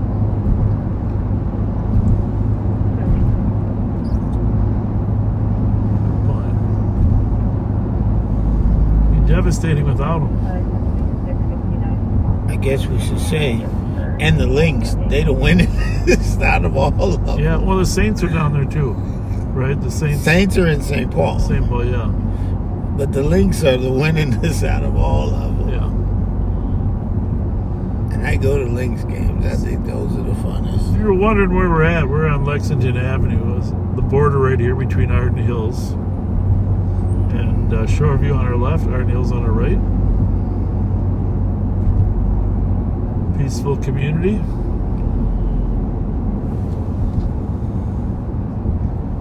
Right now, folks, the whole county is peaceful.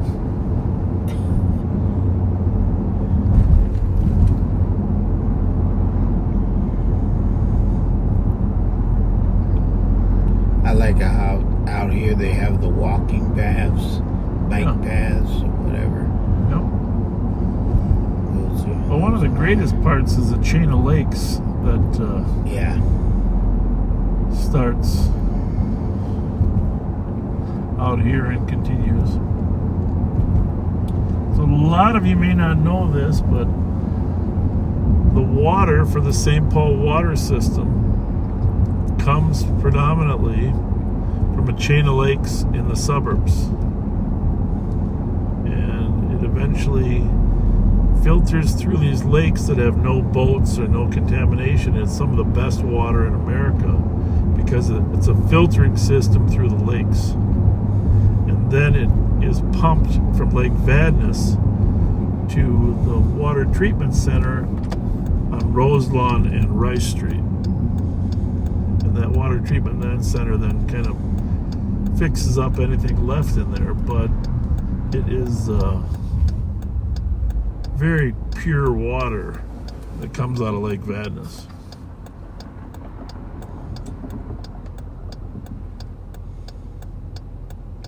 I mean, I know I've talked about the water system once before, but it's really an amazing, this, you know, St. Paul water utility. And ironically, a lot of the towns up here where the lakes are, they don't get their water from the same system. Oh, wow. They have wells. Isn't that something? Yeah. Vadis, Shoreview, you see the well, you see the towers where the wells are. So, but the water doesn't get purified until it's down by Roselawn, and then they distribute it. Then if you see like in Highland and different areas, there's water reservoirs that they hold the water in until people need it. Water is so much better than Minneapolis. Well, Minneapolis water comes pretty much directly from the river. They got the... Well, they probably have some supplemental wells. But, truth be known, St. Paul water actually comes from the river at times that the lakes are low. Okay? However, it's filtered through 5 lakes before it gets to the treatment.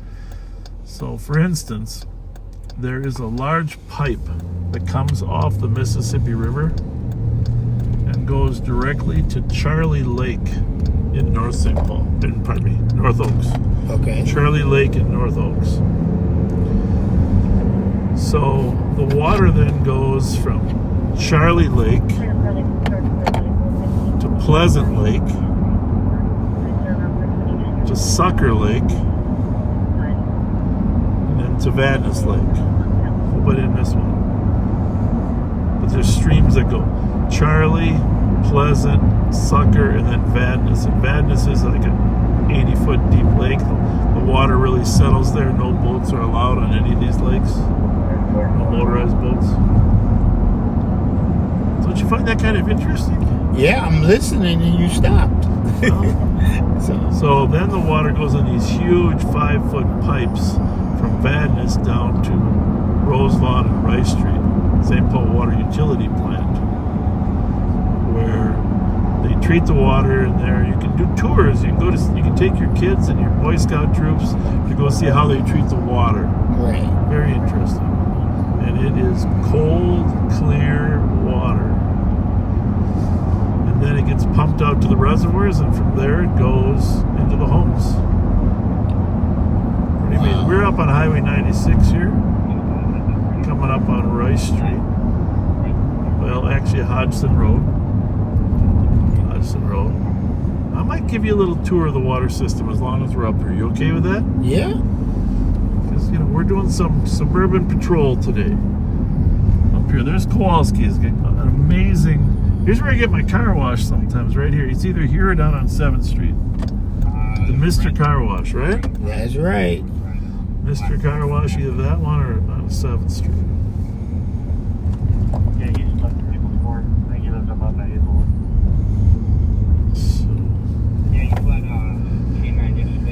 So we're northbound on Hodgson. I'm going to show you Charlie Lake. Charlie Lake. Charlie Lake. Nobody even knows Charlie Lake exists, probably. Right?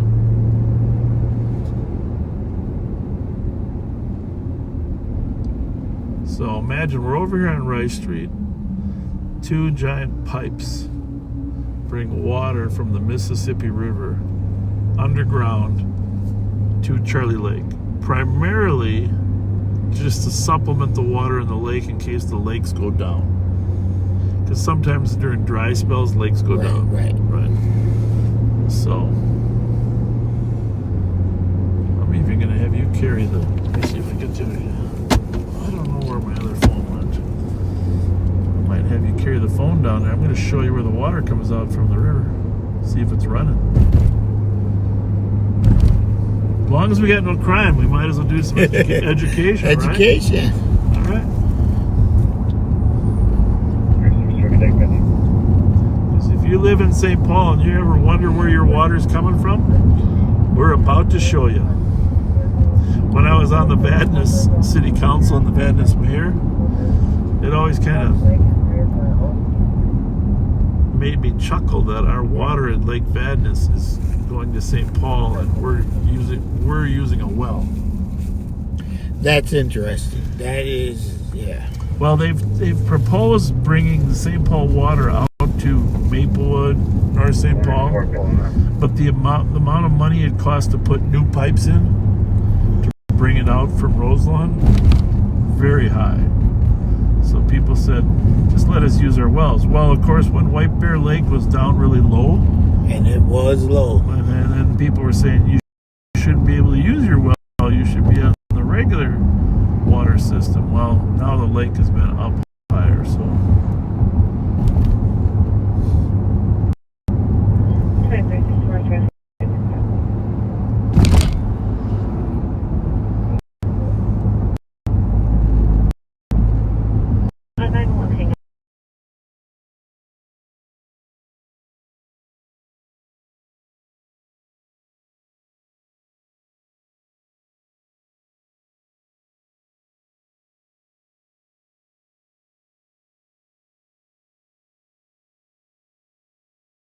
Western edge of North Oaks.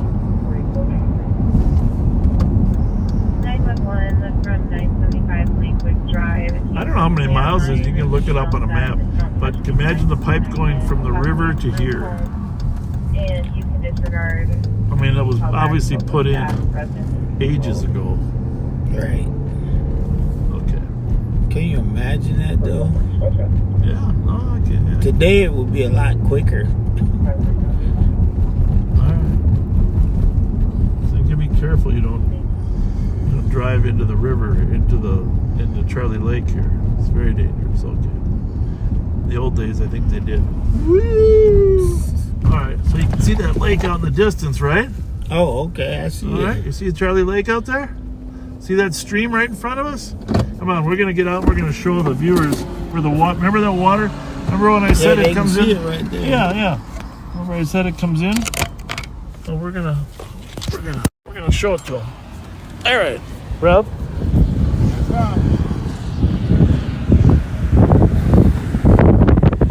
So I know there's a lot of wind, but right here, the western part of North Oaks, is the start of the water system. See that water rushing out?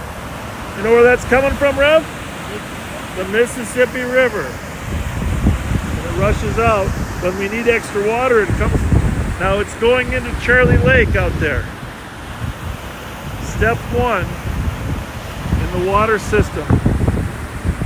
Pretty cool? What do you think, Rev?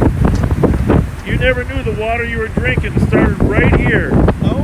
And that's amazing? All right. Step one.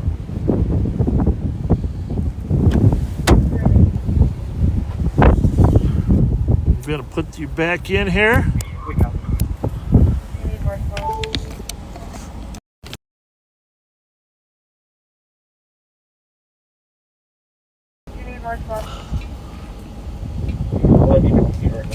Hopefully I didn't mute. I see the mute was on when I put it back. But All right, let's get that in there. Get me back in here. There it is. Was that cool, Rev, or what? Yeah. That's interesting. I'm gonna make sure. This is like going up to Itasca where the Mississippi River starts, right? Crossing there. Wow. We didn't mute. We weren't muted, were we? I'm trying to see. I think we're okay. All right, let's get that in there. but it doesn't. Go back before there a little bit. Okay. You can't. All right, we'll assume. Anyhow, that is the start of the St. Paul water system. Was that cool, Rev, or what? That's the start of the St. Paul water system. 2 tubes coming, and it was flowing really fast, wasn't it? Yeah, it was coming through there. 2 tubes, and let me see if I can fix that camera a little bit. I'm pulling this bottom out here. Oops. There we go.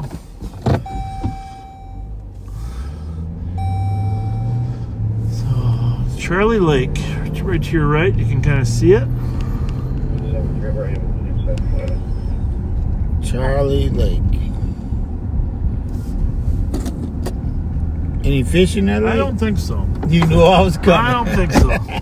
There's strict controls on some of these lakes that lead into the water system. Beautiful homes. Again. Oh my. Charlie Lake. Here. On our right. Now. Look over here. The water's all going into Charlie, and then the water in Charlie is going to lead over to Pleasant Lake, which is right in front of us here. Underneath the road over to Pleasant Lake.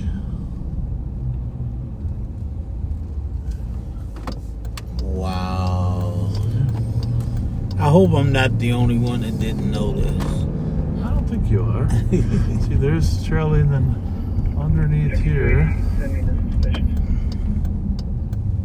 sneaks over to Pleasant Lake. But it is interesting how scientists have kept our water so clear. I mean, you can do kids, you can do a school project on the St. Paul water system. I'd be glad to take you on a tour. See? And obviously we're not going to go through here, but this is over on this side. It's Pleasant Lake. And there's a trail around the lake, which is really cool. 5282. That's a massive lake. It's a big one. Not massive, but big one. Yeah. Okay. Assist medics at 401 Oak Crest for a medical. And you can see the trails over there. These trails are not public trails because North Oaks is a private community, but there are a lot of public trails around here, and I'm going to take you to them because Pleasant Lake goes across 96 into Sucker Lake. I know where Sucker Lake is, but I didn't know it was part of the water. Yeah. So I hope there's some people finding this interesting.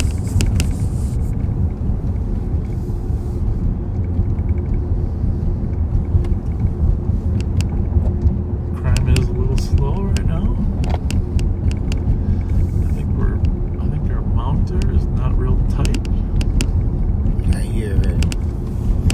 Have to fix that. I'm not sure why that is. We'll fix that for you here shortly.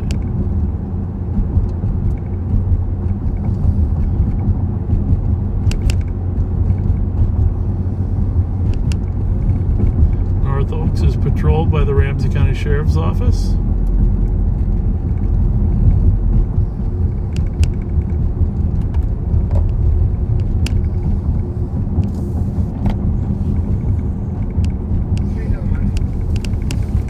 See if I can fix that noise. I don't know. You put me out on the citizen at 18 working on Woodward. Oh, that didn't help. What is the location? 18 working lot.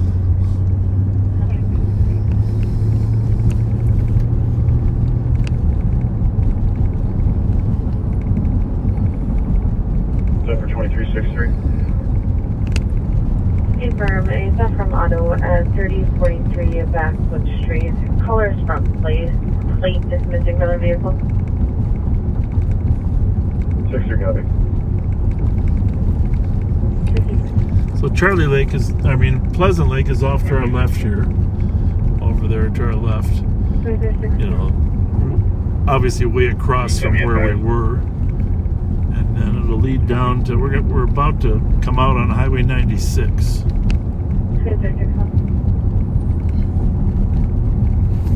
Wow. Chain of lakes to get the water. Yeah, the lakes have a way of filtering the sediment out of the lakes, you know. It settles, you know. And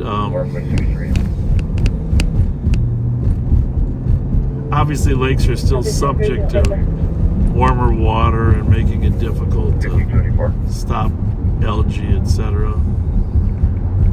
But some lakes are cleaner than others. The irony of the invasive snails is that they've eaten a lot of the algae off the rocks. Correction prior. Traffic on 71 mile running towards prior.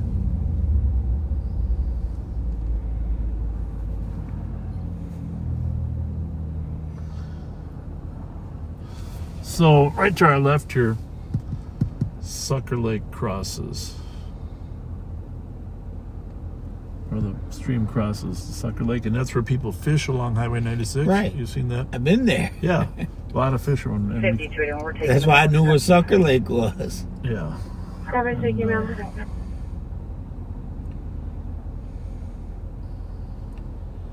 in the area, it looks like you dumped everything just to the north of Jenison Creek, just to the back.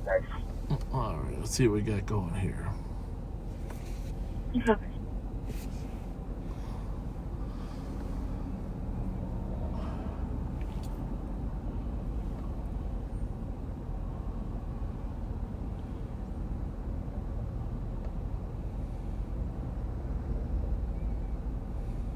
Last squad that was in that was for 158.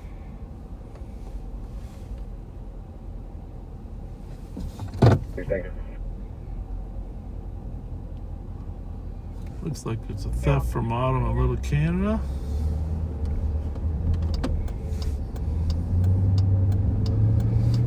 So I don't know if I can even get down here. 151. We are going to find a way here. 151. Some good fishing in this creek. Right? Yep. Good fishing in this creek.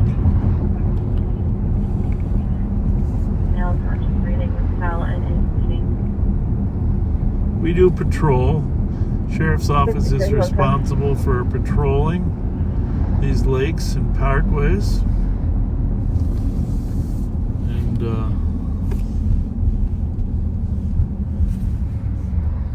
5281 status. 5281. We're close for one in custody. Copy, close for one in custody. Casting has 10-1. so we are going to do a little patrol on our paths here through Sucker Lake Park. Right? Yep. Now it hasn't been opened up yet. I'm not sure why Parks and Rec hasn't opened it yet for cars. But there you can see the headwaters of Sucker Lake Park down there.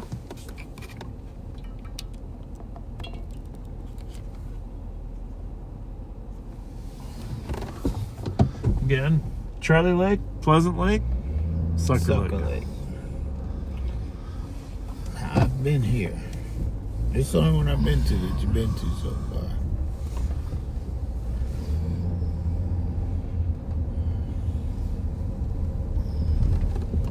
One thing I will say, if you ever do come here, we do our very, very best to stop people from stealing from cars, but all of our parks in the entire county, St. Paul, Ramsey County, are targets for people to steal purses. And don't leave your purse in the car. You know? A couple homeless homeless guys? No, they got a motorcycle over there. So this is an amazing trail for biking.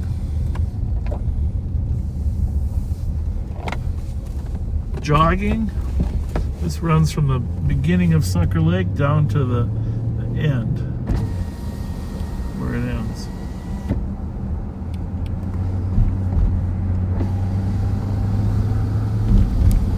Are you still having fun, Rev? Yeah, I'm like trying to figure it out. Well, you're a smart guy. You figured it all out already, right? Now we're going, where's next after Sucker? I'm trying to get to Rice Street. You know, we're showing people, like I said, kids, or have your kids do a little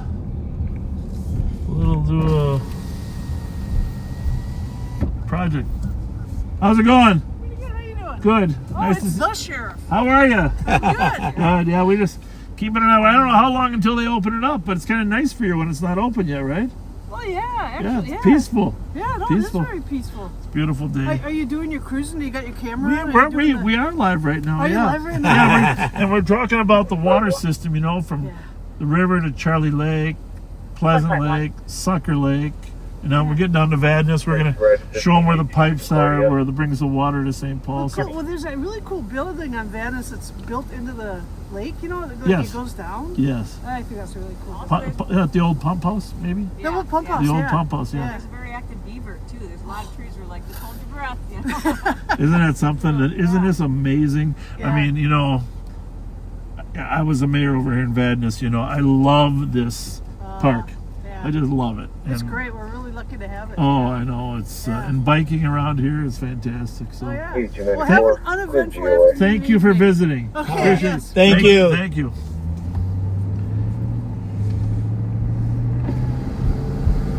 That was nice, huh? Yeah.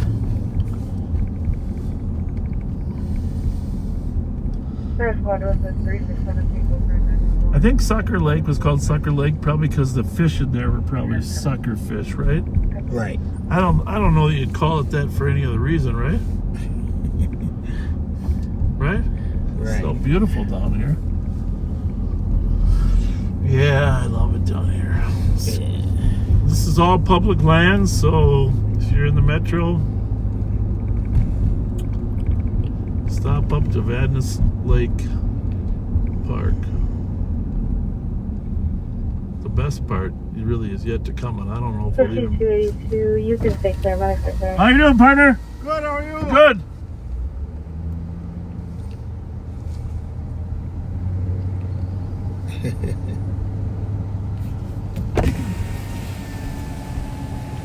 Hello. Greetings.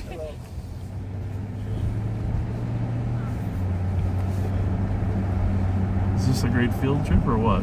Yes. How's it going?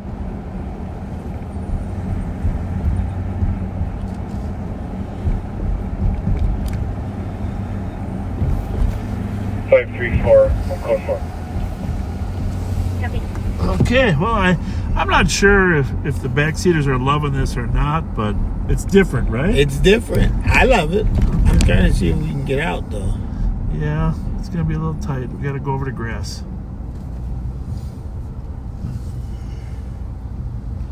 I don't know if you can fit between the I don't think I'm going to get out.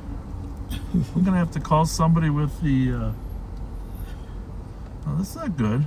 I do got a water patrol guy with the keys. But I don't know if I want to wait that long. Right. Right? 23, please. I used to be able to drive over. I used to be able to go right over here. Dolphin from Parisian. I'm gonna go examine that post. It might be a fake one. Yeah? You keep talking, Rev. A fake post. I don't think it looks real to me, people. I think we're gonna have to turn around.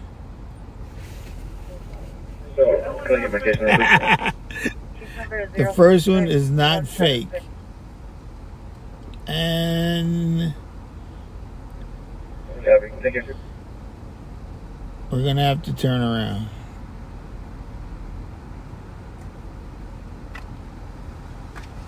Okay. We're gonna get a water patrol guy. Get over here and unlock that gate for us. It's a very little lock. Have you noticed? I saw the lock. Yeah, we can turn around. Should we just go out the other end? Yeah. Is it too embarrassing to sit here much longer? It would be pretty embarrassing to have. Okay. Oh, it just folds in. Huh? I'm looking at the way the gate operates.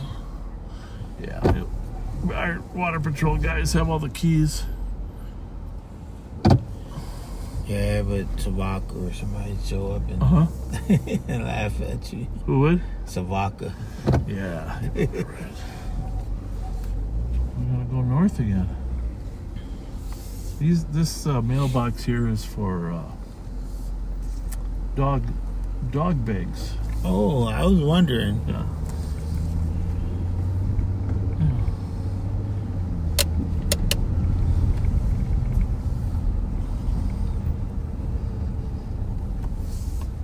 Pretty nice out today, isn't it? Pretty. You opening the gate down there? Huh? You opening the gate down there for good, or what are you doing? You know, they should. I don't. The problem. Well, the thing is, the Parks and Rec have control over when it's open. So I think they're just waiting for the ground to dry out a little bit. We're fine. We walked in, but there's a couple of people over there. Oh, I know. Like, why are the gates closed? I know. I like that. Run over. Yeah, it's close. It's close to letting them open, but yeah. Hey, can I give you any feedback you can give to the parks? Does that work at all? Yeah, I'll tell them. I'll tell them that the people are ready. Yes. Oh, yeah. Along those same lines. So the road that comes in, right, when that's blocked off. The driveway? The driveway. Yep. We do walk it quite a bit because we live over there. Okay. And when it is open, it's super dangerous because there's no sidewalk. And so we're walking on the road and on the edge. Good point. It'd be great to have a sidewalk in there. Good point. You know, because a lot of people walk in from out there. Yeah. It'd be nice to Now we just gotta find the money. not walk on the road. Well, believe me, if the one agency in the county that has a lot of money is Parks and Rec. There you go. So I will talk to them. We're watching over and that other stuff, on Snail over there. Yeah, but you know what? They do a nice job. We're really fortunate to have this level It's so of nice. legs. It's just gorgeous. So that's what I'm saying. yeah. All right. Sidewalk on the entrance. Thank you. Thank you. And that's the Suburban Bob Fletcher. You can do it in the suburbs and the inner city. I've lived in pretty much every part of this town, Would you like a second car? I was born in, my parents lived in an apartment on Ford Parkway. The address officers had ring footage of that subject at the Flandreau address. Caller did not clarify if this party had any weapons, plans, or means. It's going to be a JD quarter. Washco also advised that the My parents moved to Maplewood. But they were unable to confirm. And I went to Hamlin and lived at Hamlin. Graduated from there, got a job with the police department, lived over in McKnight Village apartments over there. Wow.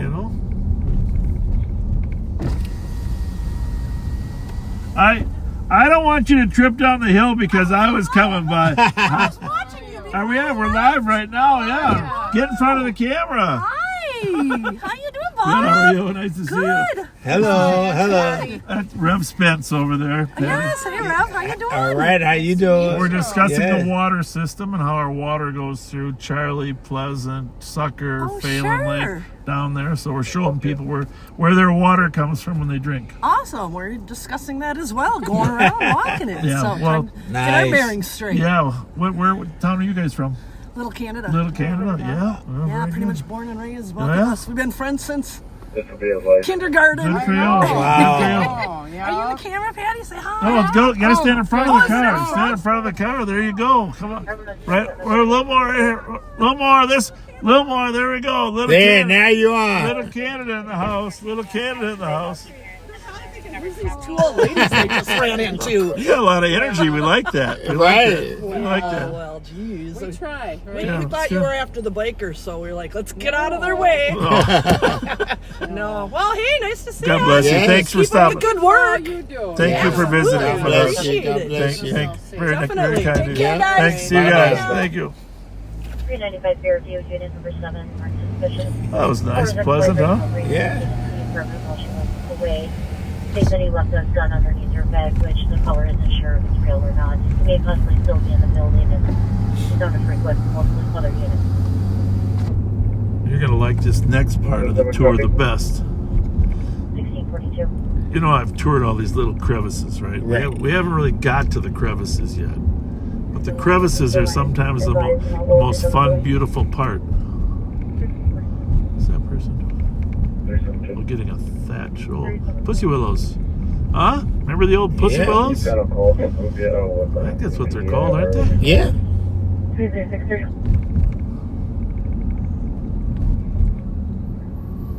63, copy the call. 63. This guy's way. There we go.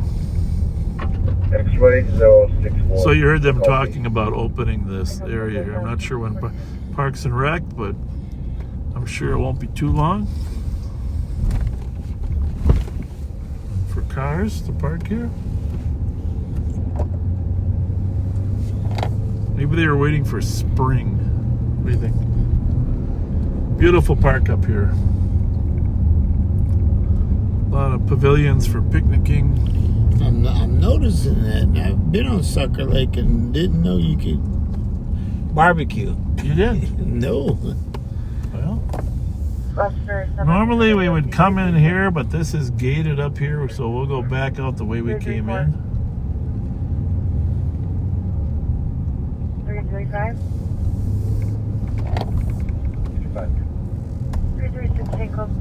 Yeah, you know, when we're working with the Hmong kids, this is one of the highlights of their youth, you know, we bring them up here as a part of their, you know, socialization and let them fish here. They absolutely loved it. Absolutely loved it. 354. 354. Down under here is the best. Yeah. Well, a lot of them, like right here where the water comes out, you know, from the, again, what's on the other side of the street there, Rev? It's that other lake. What is it? Come on, it's y'all. a test. Pleasant. Yeah, right here. This is what people like right here. Yep. 241. Good spot. 246. So. Oh. All right. 257. Back out on the Highway 96.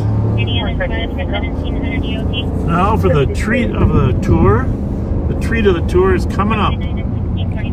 All right, we're ready. What would the kids say? Daddy, are we there yet? We're all waiting for the treat. The long, condition at 442 15th Ave lonely ride. The black Mercedes is speeding around the area, almost hit people. St. Paul's water.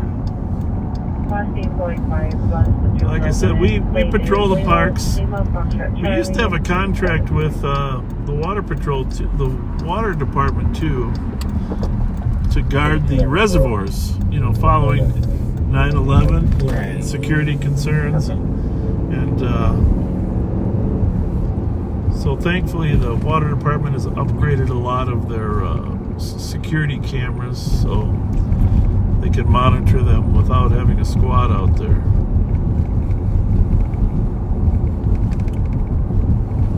We're on McManamy southbound from 96. Post office extraordinaire right there on our left.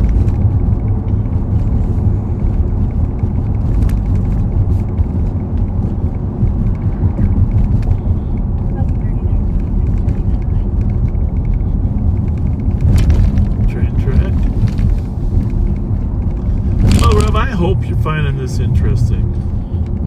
All right, here's some water. Yeah. Well, it's got to get from up there to down here. Well, that's just little streams run. There's tons of little feeder streams throughout Vadis Heights that lead into the lakes. A lot of people actually have their houses on those little streams.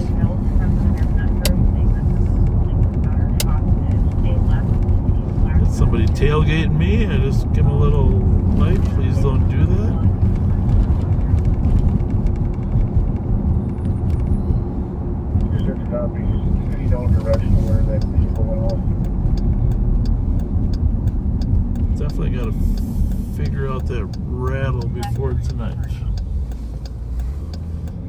much. I'm driving slower now than normal.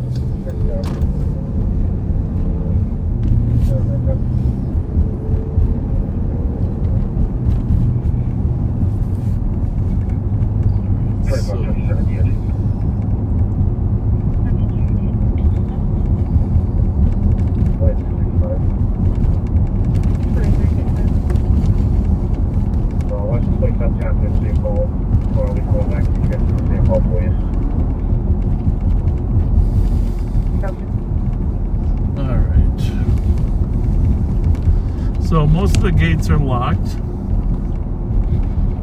it's going to be a little difficult, but we have our ways, we have our ways, we have our ways. So we're on County Road F right now, 1 mile south of 96 and 1 mile north of County Road E. And I'm just going to show you where we would have come out. So if you ever want to come out here and jog, bike, whatever, I'll show you where we would have came out if the gate was open. 261 in the squad is 85 Livingston Avenue, apartment 304, on a timed out DOT for the caller states.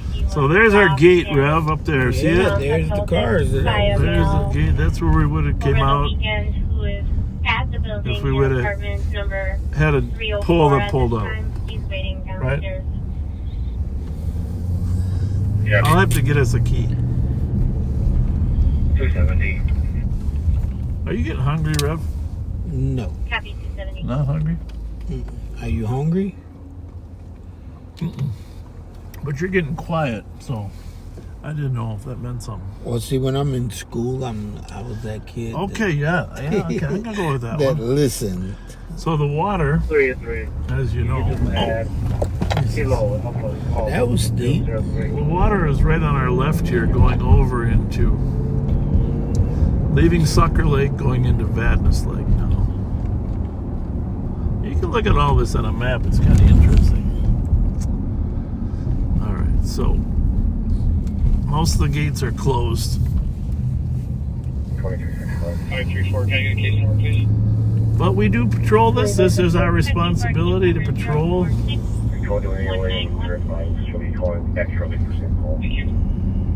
And this path right up ahead of us leads on to the west side of Vadis to the pump house. Now, I'm not going to go this way right now, but I think I probably can get through that one, right? It's open. Yeah. So we're not going to go that way right now because the west side of Vadis is very interesting. One thing about Vadis Lake, there's two lobes. The western lobe does not circulate into the eastern lobe. It's a stagnant lake, 5 feet deep. Oh, wow. And it is not. But this, I thought you'd appreciate, Rev. This is only for, and do not do this in your own car. This is not a public road. This is a sheriff patrol road. Through the forest of Vadis Lake. Did you ever watch that show?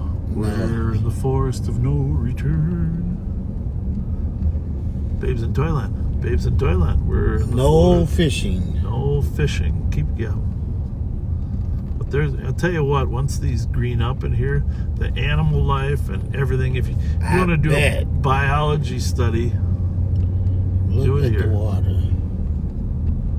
Do it here. So we're going to go over the bridge here, which will scare you probably, but it is made for cars, even though it doesn't look like it. And this is where the water comes in to Vadis Lake from Sucker. Maybe we won't spend too much time on it though. How's that? Right. How's that? Myself and 285 will be knocking on apartment 1807. Just keep jogging. We don't mean to interrupt you, sorry. I always like jogging downhill, it was easier. Right. 2866 Barrington Street North. But anyhow, this is all County Park, Vadis, Sucker Lake, Snail Lake too. We're not over on Snail because Snail is not in the water. system, but we are going down the path on the east side of Lake Phelan. And absolutely. Of Lake what? Lake Phelan, yeah. No, Lake Vadis. Lake Vadis. I know we ain't got the Phelan like going around the corner. Well, we're working on it. We're not too far away. Is that beautiful out there or what? Yes. But in the summer you can't see that. No, you can't. You cannot see the beauty of Vadis. How's it going today? We're doing great. Thanks for making sure we're okay. Yeah, well, somebody's got to be back here, you know. You're suffering through the wilderness. I love it. I love it back here. We do too. I love it. We do too. I want you to know I just got my receipt or something from the Sheriff's Association. Oh, thank you. Whatever. And thank you very much. Thank you. God bless you. Thank you very much. Thank you. Appreciate you guys. Tell me your name again. Fletcher, Bob Fletcher. This is Rev Daryl Spence. Okay. He's a chaplain with us and a community outreach guy. So So thank you. Yeah, you need the spiritual, emotional support for everything that you guys It's are been a going rough through. 5 years. It's been a rough 5 years, Oh my but things are gosh. better now. Things are much better now. So. Is there still a lot of corruption though? Well, when you say corruption, you mean in politics, police work, or In the police at all? Because you read No, about police chiefs that are bad. I don't think you are, but no, I don't actually see that, to be honest with you. well, that's I mean, at least in Minnesota, I mean, of course, around the country, it's a different thing. But Minnesota's really, people just want to make the community better. So I've had nothing but good experiences with police here, and I've been at it for 45 years. So. God bless you for hanging out. Thank you. Have a good one, you guys. Have a good one. Thank you.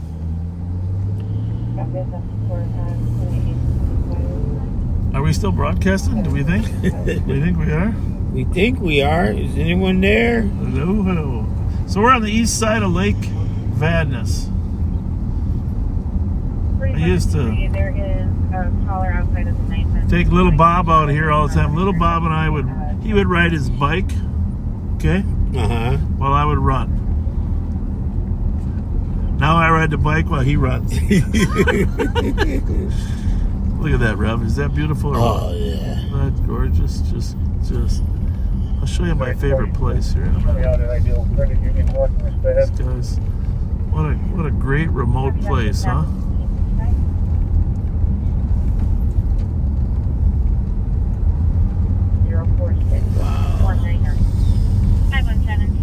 And now there's no fishing in Lake Vadis, right? No, but there's some good ones out there. Well, yeah, there's certain spots you can fish, yes. You can't take a boat out there, though. But you can fish off the bank. You can fish off the bank. By the way, we may have to drive backwards because I don't... Appreciate it. You saw the sneak road I brought in. I don't think there's any opening in the other end. So... But yeah, when you see here, like at nighttime when the sun's setting in the summertime, wow, is that gorgeous or what? I mean, it's kind of too bad the backseaters can't see what you're seeing. Right. Sorry, people, but man, it's beautiful. And the sun, the way the sun's hitting the water right now. There's a little bit of ice on the surface. Little ice. Don't stand on that ice.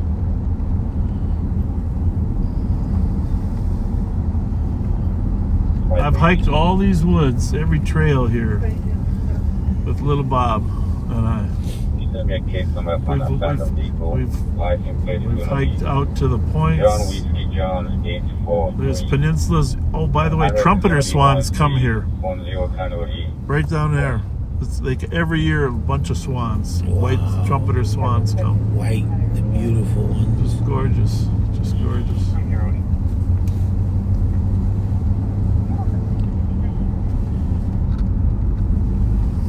4431. 4431. So this is the intersection of McMenemy and Kohler Road on our left. You'll see the gate is closed there. Which is okay with me because I want to continue on to the end here. Can you show me out at 477 Rolls Road, Southwest? I'm going to be attempting contact with the other one. What do you think, Rob? I'm trying to figure out who fishes. There's a place down by the road here. Wave here.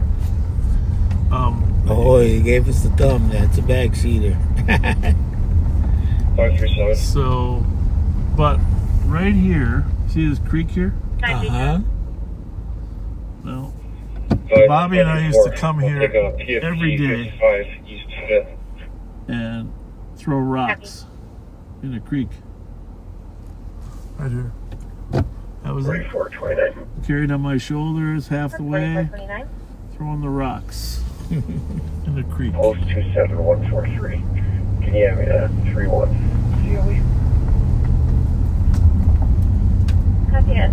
We're still transmitting? Yep. Oh, yeah. People say we're still here. We're learning, listening, and learning. So one of my favorite spots is out on this point. I don't know if I'm ever going to be able to get out there, but I'm going to try. Because there, every year, some of the coolest eagles are out here on these trees. I don't think this is really car worthy to you. Stroller there, huh? There are a couple of homeless guys that use this point as a place to make their base. We're not going to be able to drive down there.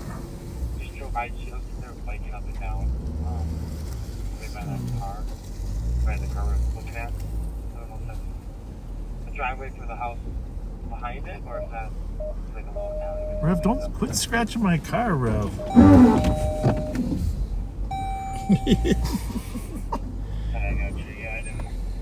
I gotta turn that off because it's just where the parking assist off. There we go. It wasn't. We're not hitting anything. It's just that there's bushes back there that we're cleaning off the dirt on my car. If you push it with us.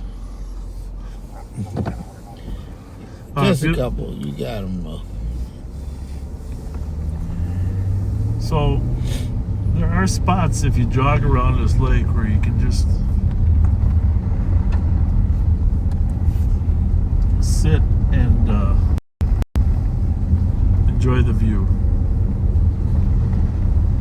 And there was a sign there you saw, it said, warning, there's an aeration system here. So down in the bottom of the lake, they have an aerator that keeps the water aerated so it doesn't get stagnant, keeps it moving. But they have to send a diver down to maintenance every so often. Oh. And a diver drowned down there. He got caught. He got stuck. Got stuck down there. Not good.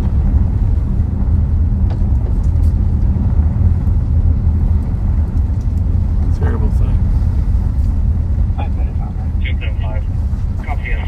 Pretty? Yes. I mean, this is just one little niche of the lake. No Come on fishing. there, take a walk, have a little chair, enjoy the lake and the scenery.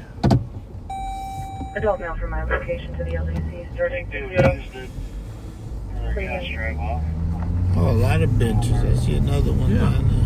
Yeah, they gave some good places to.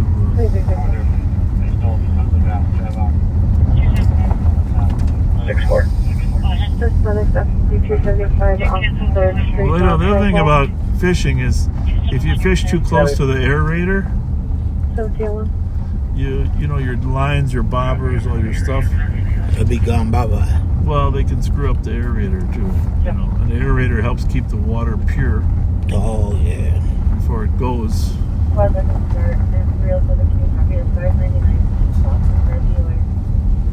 don't think we're gonna get out up here. But 3449. Retold this DOC for back on top. the good news is we might get better views on the way back. Happy at 1711. Right? In the Savannah's footage, looks like the store creek. Should have brought our. I should have brought the keys with. Yeah.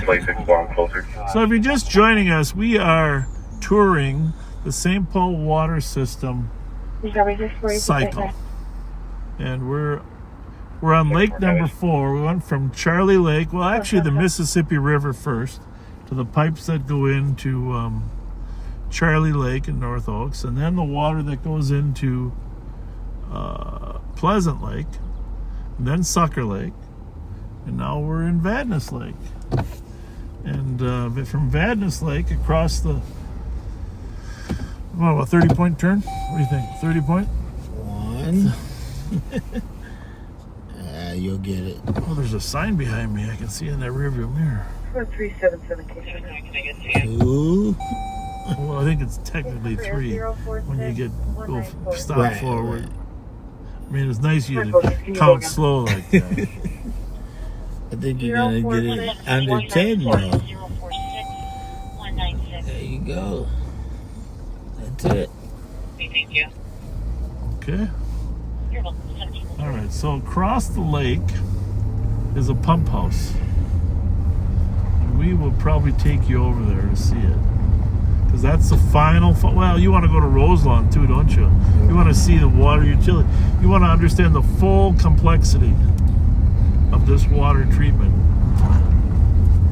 Since we're just waiting for calls to come out, there's a nice path up there. I see. They have paths around the back side of here for fire prevention. In case these trees ever start on fire, the path is like a fire break, right. But you need to be able to get fire trucks in there to stop them. Can you imagine what this would happen if all this started on fire? Not good. Not good. And sometimes it gets very, very dry. It does cause that problem. 199. 199, can you please maybe we should do a backseater walk someday. There you go. Over here, walk, bike, do whatever you want when this opens up. Start at one of the pavilions. What do you think?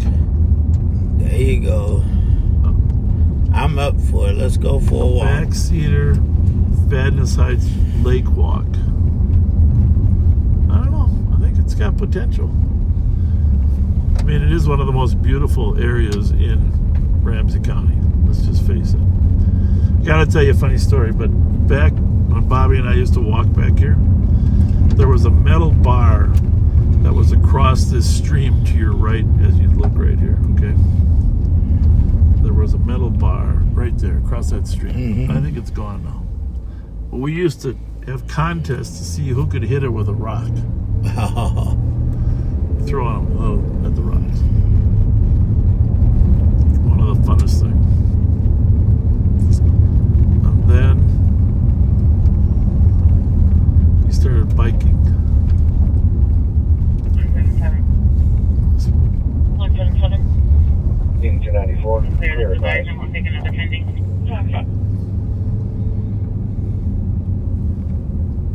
When I would run, when I was running back, whenever I get to this point on the hill, I knew it was downhill from here. Well, that meant better, because you had to run up that hill on your way back. That was nice to be in pretty good shape for a young man.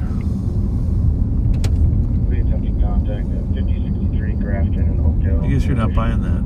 Okay. I'm like, yeah, this is a lot of uphill. What color is Fletcher? Was the blonde female wearing in the video? Isn't it beautiful out there? I will be back when the trees are green just to see it. Yeah.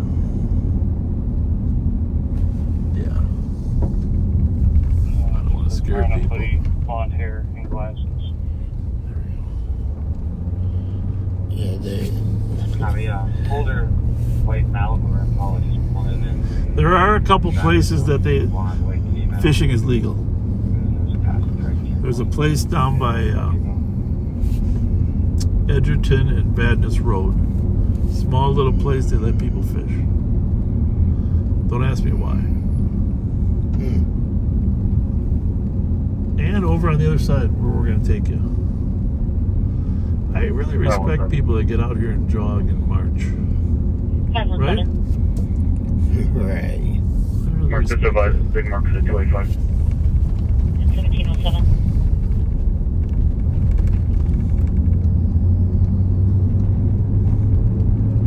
And our deputies do a great job of keeping an eye on these paths. We have four-wheelers that are out here, electric bikes, regular bikes. 2363, clear report. Obviously, keeping people safe on this path is critical. Yeah, you can walk your dog out here. You just got to pick up the poop.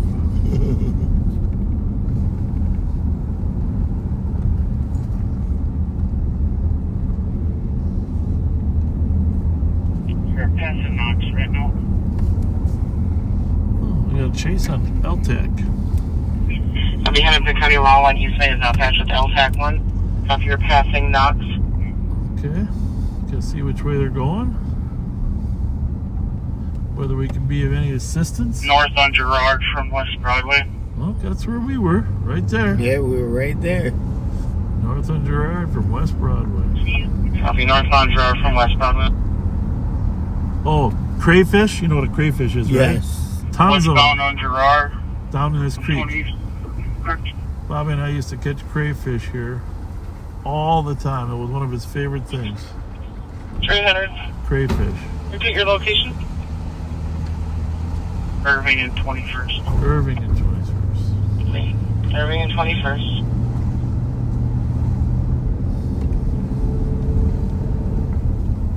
Heading back towards West Broadway. I'll be back towards West Broadway in Irving, 1709. Through the alley just Cute north dog. of West Broadway. I'm gonna light it up. Copy. You're in the alley just north of West Broadway, 1709. Stopping.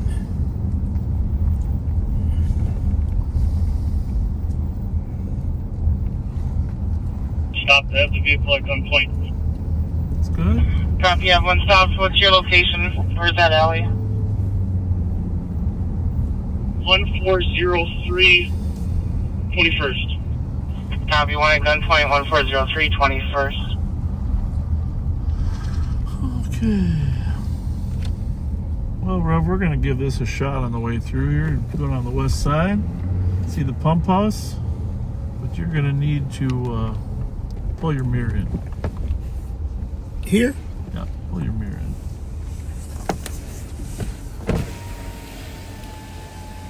Good? Oh, yeah, we're good. Okay. So this is the path on the west side of Lake Vadis. Last impounding reservoir. Did you read that? They call these impounding reservoirs before it goes to the water system. There's a nice view. Huh? Is that a thing of beauty or what? You should see it in the fall when the leaves turn red. That'd be interesting too. Yeah. Be active, be green. Last impounding reservoir before the water system. So this is the primary lake that, after going through the Mississippi, Charlie. By the way, not all the water comes from Mississippi. That's just a supplement during low times. 5280 clear. So Charlie, Pleasant, Sucker, and all the tributaries, the little creeks that run in there.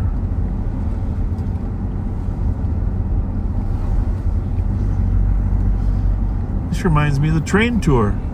Yeah. 3006, we're code 4 as a stop. You can clear the van and clear LTAC 1. Copy 306. Everybody You are good? Code 4 on the stop. How are you? Beautiful Normal day. traffic law 1 will Yeah. clear the patch with LTAC 1. Yeah, we're just keeping everybody safe. Thank you.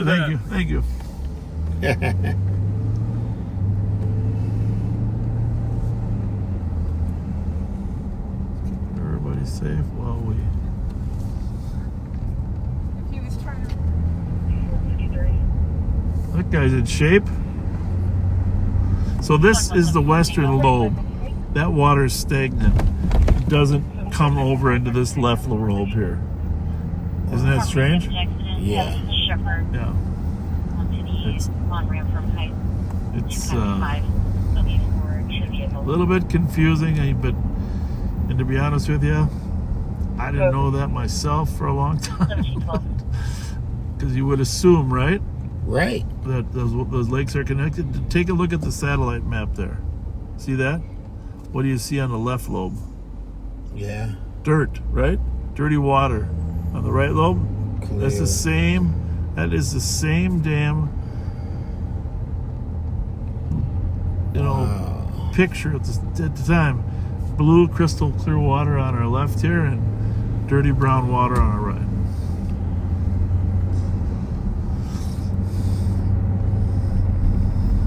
It looks good from the top, right? Right. But it's just not pristine like our drinking water. You know the thousands of people that this water provides water for? I mean, all of St. Paul. Yeah. It's a lot of people.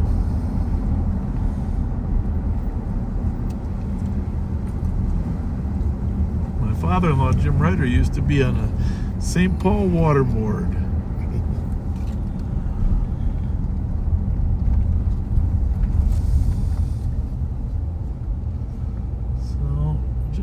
We're just about down to ice out, aren't we? Almost.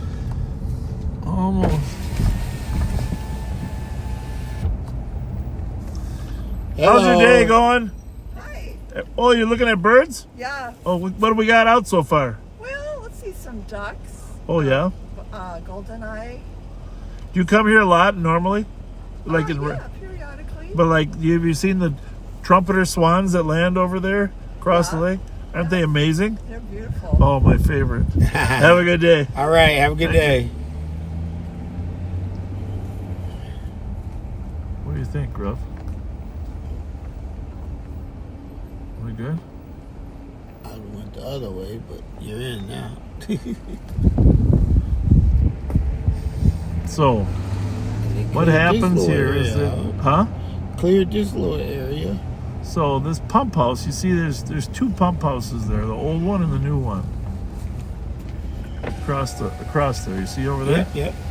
So the water then gets pumped out through two giant 5-foot culverts out right there, and gets pumped down all the way down to Roselawn and Rice Street. Pretty cool? Your lights on? Yeah, I left them on. Oh. So people would know we're the police instead of some strangers. You think they're nice to you just because it's you? Oh, they're nice because it's you. I don't know. But there's an old pump house where they used to pump out there, and we might not be able to get out of here. Oh, we got one opening in the over there. One opening.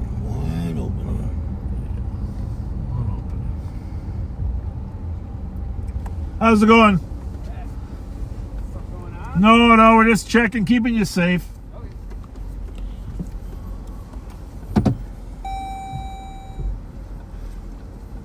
Is that going to leave a mark? No. And I think it's really open if you want. Well, to open the other one. Just look out your window, make sure I'm clear of that little scrape. Yep. Just go straight. Don't turn. There you go. So where are we at now? So we're at the south end of Lake Vadis, and that's right up there is 694 and Rice Street. That's where we come up from Water Patrol. Yes, but the really thing you got to know is Taco Bell is right there. That Taco Bell, because we're hungry. Taco John's. That's Taco Bell. There is a Taco John's too, but that's Taco Bell. All right, so you see where we're at right here? Well, right underneath us are these two giant pipes that go all the way to Roseland. You see that trail right there? That emptiness? Okay. I'm going to show you. Right where the pipes go.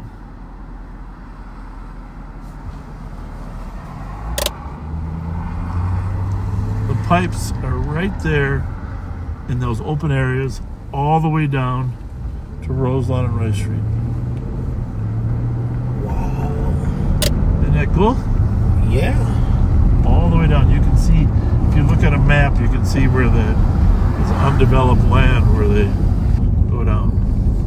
But that's a long way. I mean, we're up at County Road E. We got to go down to Larpenteur. We're talking 4 miles of underground large pipes that serve all of the residents of St. Paul and a few other cities. Right? Now, okay. You just could fish down here. There's some fish here. Before this building. It's a beautiful building, isn't it? Yeah, but it was before that building. It wasn't there. The Ansel apartment building has got a gorgeous view. When I was mayor, I was trying to get something built there, and to be frank, there was a chiropractor that wouldn't sell us his house, but he eventually did after I was gone. And they got a beautiful apartment complex there with a gorgeous view. The Ansel.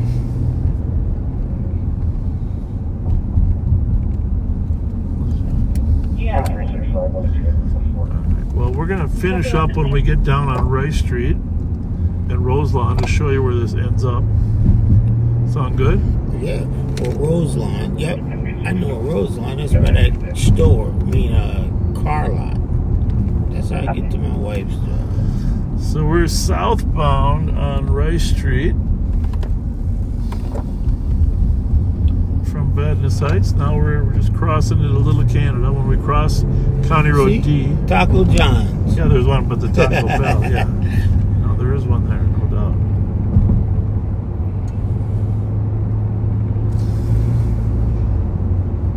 So it's good we could have a little educational broadcast when there's no crime going on. I'm going to go home and be on the internet looking at what we just did. I wonder how many people are on the internet right now, because that's just amazing. Isn't it, kind of? That is totally amazing. Well, that's just getting the water down to Roselawn. Then after that, imagine all the pipes that go out to the reservoirs and the homes. Phone call request for an assist. Copy. 1719. Yeah, y'all tore down my landmark. You didn't tell me you were going to. You what? My landmark right here, where I knew where to turn. Well, the Flameburger? No. No, it was the AW. Oh, you did? A&W. You know, I wanted to buy that place for years. It was shuttered. I love that A&W drive-in. Yeah. That was amazing. But, you know, Flameburger built a new building, too. Right. They tore that down. We just saw that when we came to the funeral. We came to meet you for the funeral. I like that. It's one of my favorite. Frattallone's Hardware right there. Those are some of the nicest people. Yeah, I drive way up here to go to Frattallone's. I feel comfortable there too, right? Yeah. You know, it's just nice. And very nice people.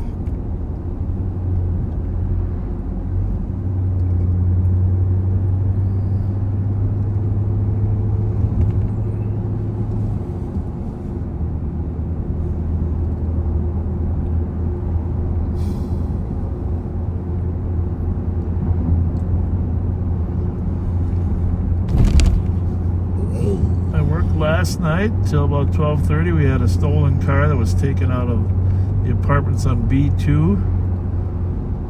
The criminals, the lady could track her car, so we ended up finding it in Minneapolis. We were trying to catch them driving. They went to the criminals went to McDonald's down here. They must have been hungry because they went to McDonald's. And then they went to the donut shop, the Dunkin' Donuts, because we found it in the car. Wow. And our investigators are matching up the receipts to the time they were there so we can get a picture of who was in the car, right? Yeah, there's the new Flameburger. Yeah, right there, the Flameburger, new Flameburger. So we go to no lengths to catch people. If you're going to leave something in the car, it might have your DNA on it, might have a time on there.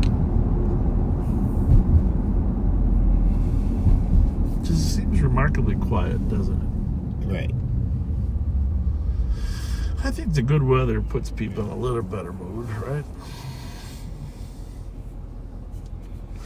I know it gets us in a better mood.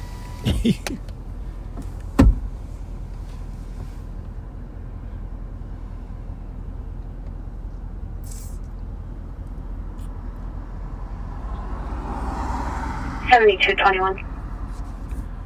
7221. Can you show me out at 5403 Landmark Circle on my PCN? Okay. Is a Mounds View car.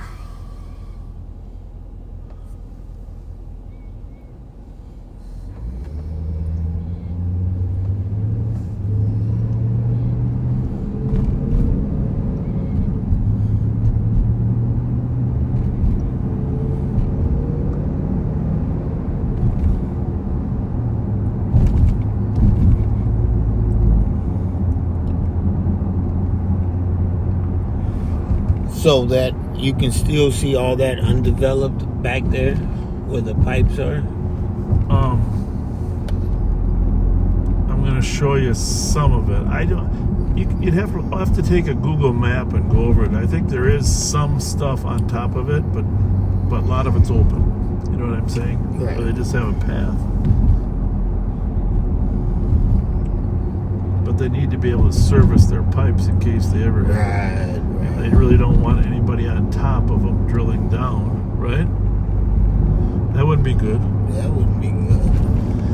Fortunately, they have a good enough system that even if someone did poison the water up there, it would filtrate out in the volume of water they have. And then it would get killed with chemicals down here at the treatment center. Very difficult to poison the water system before it gets to the treatment. Thankfully, right? But we were worried about that. There was a lot of, after 9/11, there was a lot of terrorist talk about ways of attacking America. So we bolstered. Wait, this is Roseland. Yeah, the entrance. Well, the entrance is right down here south of this, but maybe I could just for fun, I'll just see if we can see where the pipes come in. How's that? You know what I mean? Rather than just going to the main entrance. So.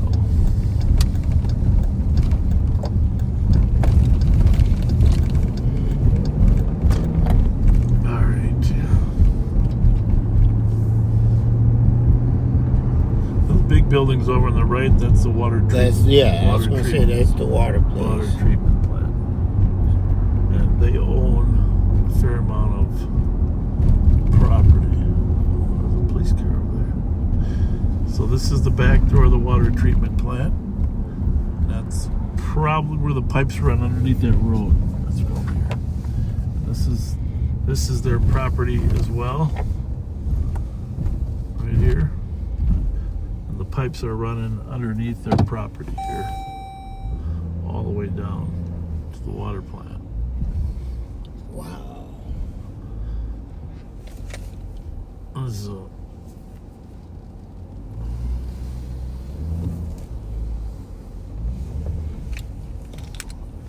material storage. They use a lot of different material to treat the water, chemicals, and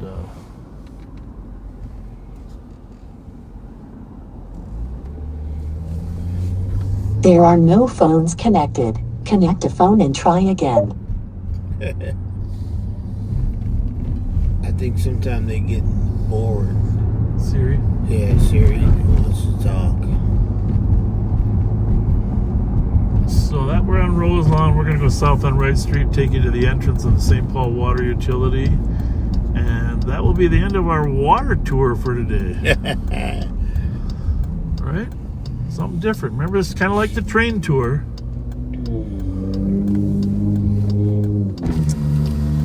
If you got a child that needs to do a science project or something, they can do a study of how the water filtrates, what type of chemicals they treat the water with, They just recently upgraded their whole treatment. Used to take a lot of Cub Scout packs to see the water treatment plant. Pretty interesting.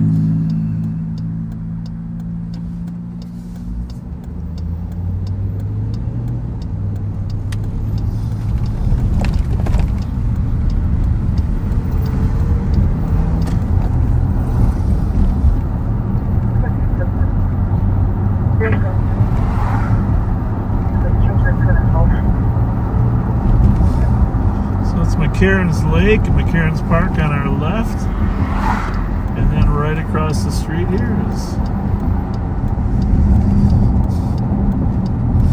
is St. Paul Regional Water Services,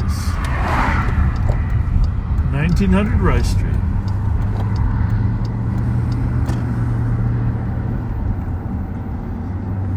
So they do a great job. I mean, it's some of the greatest water around, and you actually should thank him and appreciate him, right? Right. So,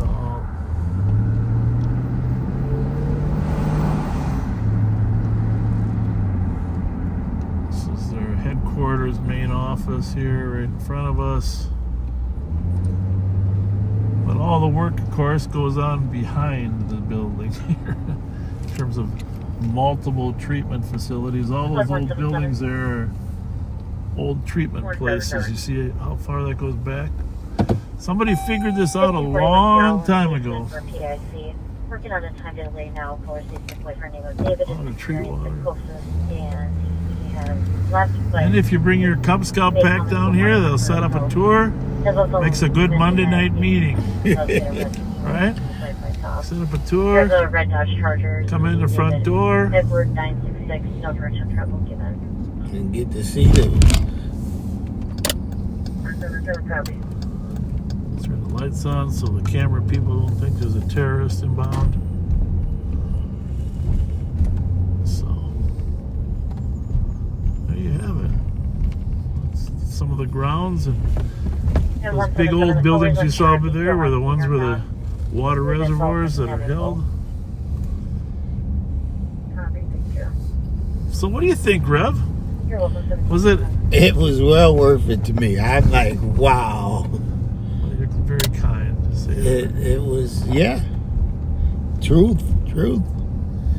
Can't wait to get on my couch and look at what I just did. God. All right, well, Pat and I'll be back on tonight. I don't know, 9-ish, but time to knock at 1881. I have a lot of extra energy lately, so I might start early. Who knows? Maybe 8. I don't know. But as we cross over back into Larpenteur, into the city of St. Paul, and consider all the food options we have to eat, Dairy Queen, Rev and I are going to sign. I hope you found it was fun. It was a little different than normal Live on Patrol, but we got a big thank you into North Minneapolis people for all their hard work. We got an educational broadcast on the water department, right? Rev, what do you got to say before? Hey, no, I was going to say that yesterday, did you go to Dairy Queen? It was free ice cream cones. Was it? The line was all the way up the street. First day of spring. Didn't know that. Yeah. Free ice cream. Oh my goodness. Hey, look, we'll see you people tomorrow. I hope to see, y'all have us in your thoughts. Continue to be kind. We're going to try and help those who are less fortunate than us. If you come downtown and just say hi, that'll be great. So your backseater friends down to 345 Cedar? 345 Cedar. We'll be there from noon to 4. And just keep us in your thoughts and we'll keep you in ours. Thanks for riding along with us. We'll be talking about the water.